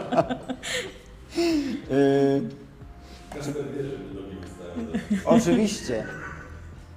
Jackowi zawsze nogi wystają, bo Jacek jest moim przyjacielem też z zespołów. Zespołów, no. Ma 2 odsłony, 3. Może 6. Cytując klasyka, ciekawe czy wiecie skąd jest stwierdzenie 5, nie, tylu, może 6. To wpiszcie w komentarzach, jeżeli wiecie z jakiego filmiku pochodzi ten cytat. A czy wy wiecie? Nie, chyba się wyłączyłem na moment. Tak. Nie, ja nie wiem. Dobra, to poczekam na razie na odpowiedzi, a Może jeśli ktoś nie, podpowie. to podam Boże, potem w drogi. komentarzu. Wspaniały jest to legenda internetu też. Jakby, No i ja nie ogarniam. Siedzę na tym YouTubie dniami i nocami. No, ale Wyparcie. tu Mateusz dopytywał, tak, tutaj na streamie, także stream nadajemy właśnie z Poznania. No i pojawiło się pytanie, kwestia ile trzeba by zapłacić za taki stream, także być może trafiliśmy w grono odbiorców. O Boże! Trzeba Tego byłoby się nie obadać spodziewaliśmy. temat. Nie spodziewaliśmy się, że ktoś mógłby chcieć, żebyśmy mu szeptali do uszka. Słuchajcie, kurczę. w komentarzu przed tym streamem napisałem, że nie oczekujcie niczego, spodziewajcie się wszystkiego, także kolejna edycja może być W nocą w również. różnej formie. A to inne mikrofony musielibyśmy mieć do tego. Tak? O. Czyli spoczko. Damy radę. Udźwigniemy. Ale miałam taką sytuację, jak nagrałam siebie, jak uczę i pomagam mojemu synowi malować figurkę i zawsze się staram, jak nad kimś stoję, to nie mówić, nie atakować go głośno, bo nie płoszymy malarzy, więc i tak nagrywałam akurat jednocześnie, gdzieś tam z boku kamera była włączona i nagrywałam filmik, jak on maluje tą figurkę, to było ważne, żeby udokumentować ją na lekcję. I tak mu właśnie szeptałam cały czas, o super, tutaj, to teraz jeszcze tutaj trochę dołóż. I cały ten filmik wyszeptany. I ja mówię, kurczę, jakie to jest relaksujące w ogóle, że to może w ogóle być takie odprężające właśnie. Nie atakować dźwiękiem, śmiechem, chociaż tych youtuberów takich mamy, takich mocno aktywnych i takich na adrenalinie. Może do tego jesteśmy przyzwyczajeni po prostu. No ale że to jest też trochę jak z tym, o czym rozmawialiśmy, że te krzykliwe bardziej prace też przyciągają wzrok chociażby na konkursie, uwaga. nie? Więc myślę, że jest to związane w ogóle z ludzką percepcją, No tak, może. że łatwiej się przebić krzycząc. Jakbyście chcieli, żebyśmy krzyczeli, to też mówcie. Ja nie chcę krzyczeć. Ale w ogóle być A to może... kawę ci dam, i bo to wtedy to już jest A właśnie nie gwarantowane. wypiłem dzisiaj w ogóle No kawy. dlatego tak spokojnie rozmawiamy. Jak na mnie? Słuchajcie, możemy wykorzystać te ostatnie parę minut jeszcze do zebrania pytań pod kolejną edycję może, także Wspaniała inicjatywa. Galaren, ty mówisz, że jesteś zmęczony po pracy, a ty po prostu co Najlepsze chwila pomysły teraz najlepszy rzucasz. pomysł jestem, dajesz. dlatego zmierzam ku końcowi powoli już. W każdym...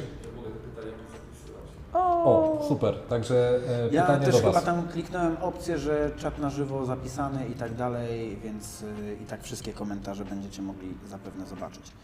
Tak, ale jeśli macie sugestie i coś, na czym by Wam zależało, nawet nie tylko przegadać, ale też coś zmalować, pokazać Wam, poszerować się, jak... Tak. Czy więcej rozmawiania, czy więcej malowania, Tak, Nie? tak. tego typu tematy. Tu będę musiał przyciemnić. Tu coś coś mi się... wzorek Nabałaganiłam na tym liściu, ale wyjdę z tego jakoś. No, w końcu dotrę do celu. Dobrze, że nie wzięliśmy takich super ambitnych projektów na dzisiaj. O matko, Jasne, powiedział nikt chyba. ale wiesz, mogłam wziąć Fulgrima do malowania, wtedy bym cały czas z kompresorem hałasowała. Jak jest full green, to może być też half dark. Inside joke. Nie, że to, tak, taki joke. Czyli nikt nie wie, że cytowałem Dwórnika w wywiadzie Sportowcy. Polecam obczaić Edward No tak. Dwórnik Sportowcy. Totalnie nie mój temat. No to mogłam To rzeczywiście nie jest wyczynić. wspaniały artysta. O, zapisujemy pytania na przyszłość. Jak rozbudzać swoją kreatywność? W sumie ciekawe pytanie. Więcej Was i tyle wystarczy. To Słuchaj. bardzo nam miło. Bardzo miło. Ja myślę, że możemy rzeczywiście porozmawiać o kreatywności, motywacji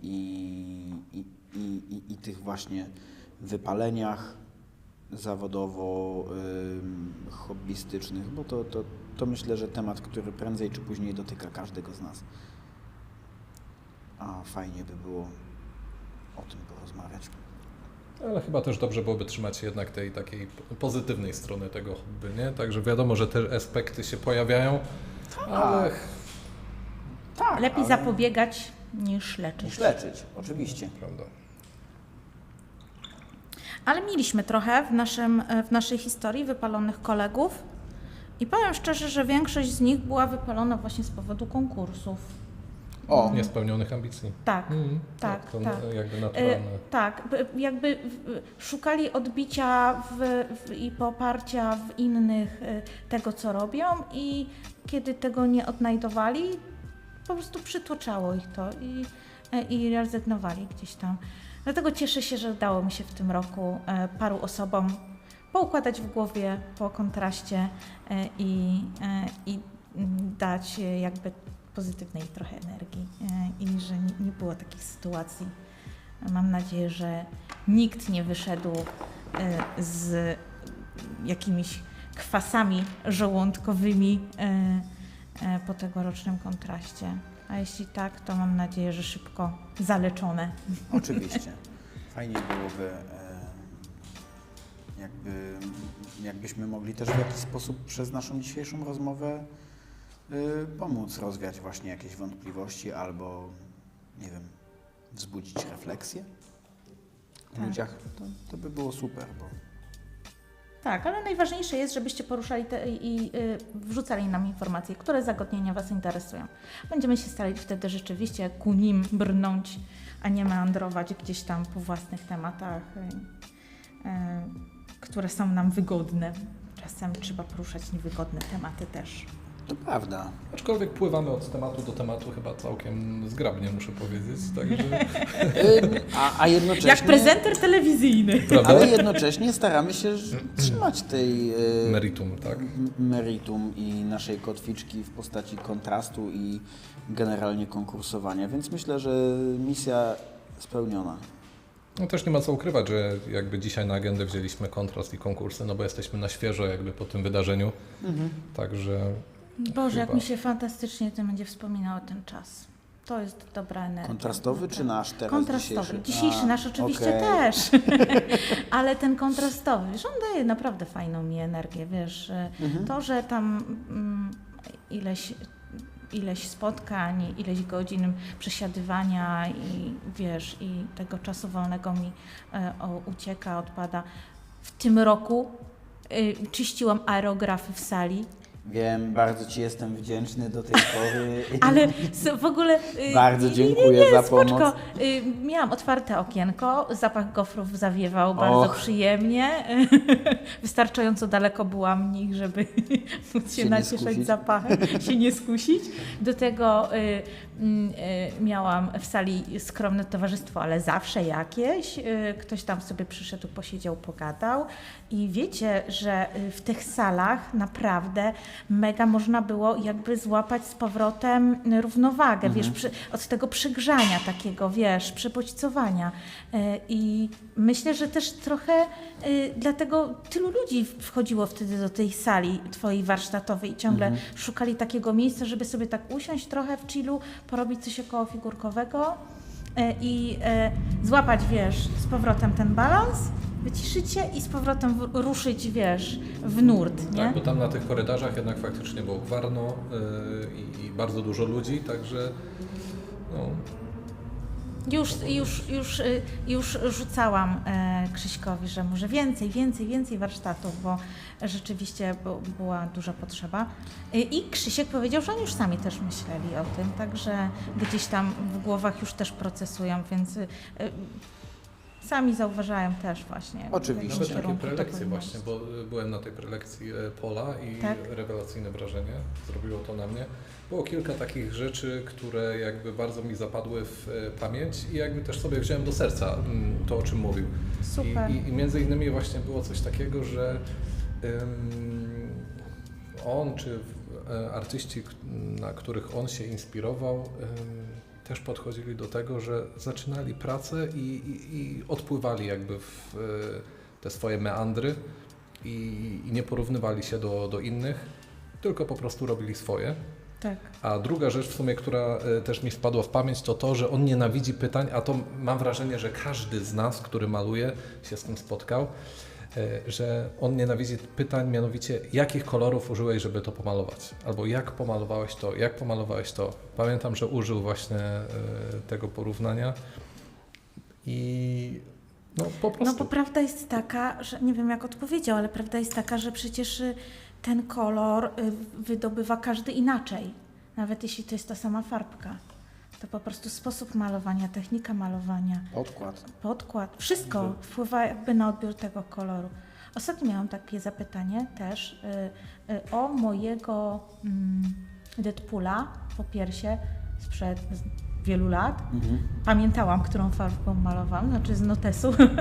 I podrzuciłam oczywiście, ale no to nie znaczy, że ktoś To uzyska... szczerze to dużo nie da przecież, Tak, nie? Bo to jest tyle czynników, które mogą na to wpłynąć, Tak. Mieszania tych barw, kolejności, Tak. właśnie podkładu, innej chemii, którą się używa na tych modelach. I de facto no Potem tak, końcowy lakier jeszcze. tak, to pytanie, okej, no można zawsze podpytać o jakąś tam główną gamę kolorystyczną, ale przy takich pracach, takich faktycznie topowych, no to dużo chyba nam to nie da, nie? Że wiemy, że tymi 3 farbkami pomalowali dany element. No i właśnie Paul o tym też czasem, mówił. wiesz co, chociaż czasem to rzeczywiście jest takie łapanie się ratunku, kiedy nie możesz trafić na dany kolor. Ja na przykład przez długi czas dawno temu to było, ale rzeczywiście tych farb nie było za dużo na rynku, zróżnicowania nie było i szukałam białej farby, która byłaby na tyle gęsta, że nie wymagałaby wielokrotnego nakładania, na przykład przy krawędziowaniu, tak? I to po prostu było, to jest, wiesz, jak chodzenie od stoiska do stoiska, kupujesz stąd białą, ciągle nie tak, ciągle mi się jeszcze nie tak pracuje, to jeszcze może gdzie indziej. I takie poszukiwania, nie? Tak samo czerni czarna. Na którymś z eventów zorientowałam się, że moje prace, mimo że w cieniu ciągnęłam do czerni, nadal są grafitowe, nie są czarne. Po prostu farba od producenta nie dawała tak głębokiej czerni, jak farba od innego. I trzeba było znaleźć tego innego producenta. Tak. Więc no, są takie właśnie poszukiwania wieczne. Szanowni Państwo, tym optymistycznym akcentem wiecznego poszukiwania zachęcamy Was do poszukiwania informacji o naszym kolejnym spotkaniu i życzymy Państwu dobrego wieczoru, dobrej nocy. Bardzo serdecznie Aniu dziękuję, Mateuszu serdecznie Dziękuję również Dzięki chłopaki, super było. i zapraszam. do zobaczenia. Do zobaczenia. Cześć.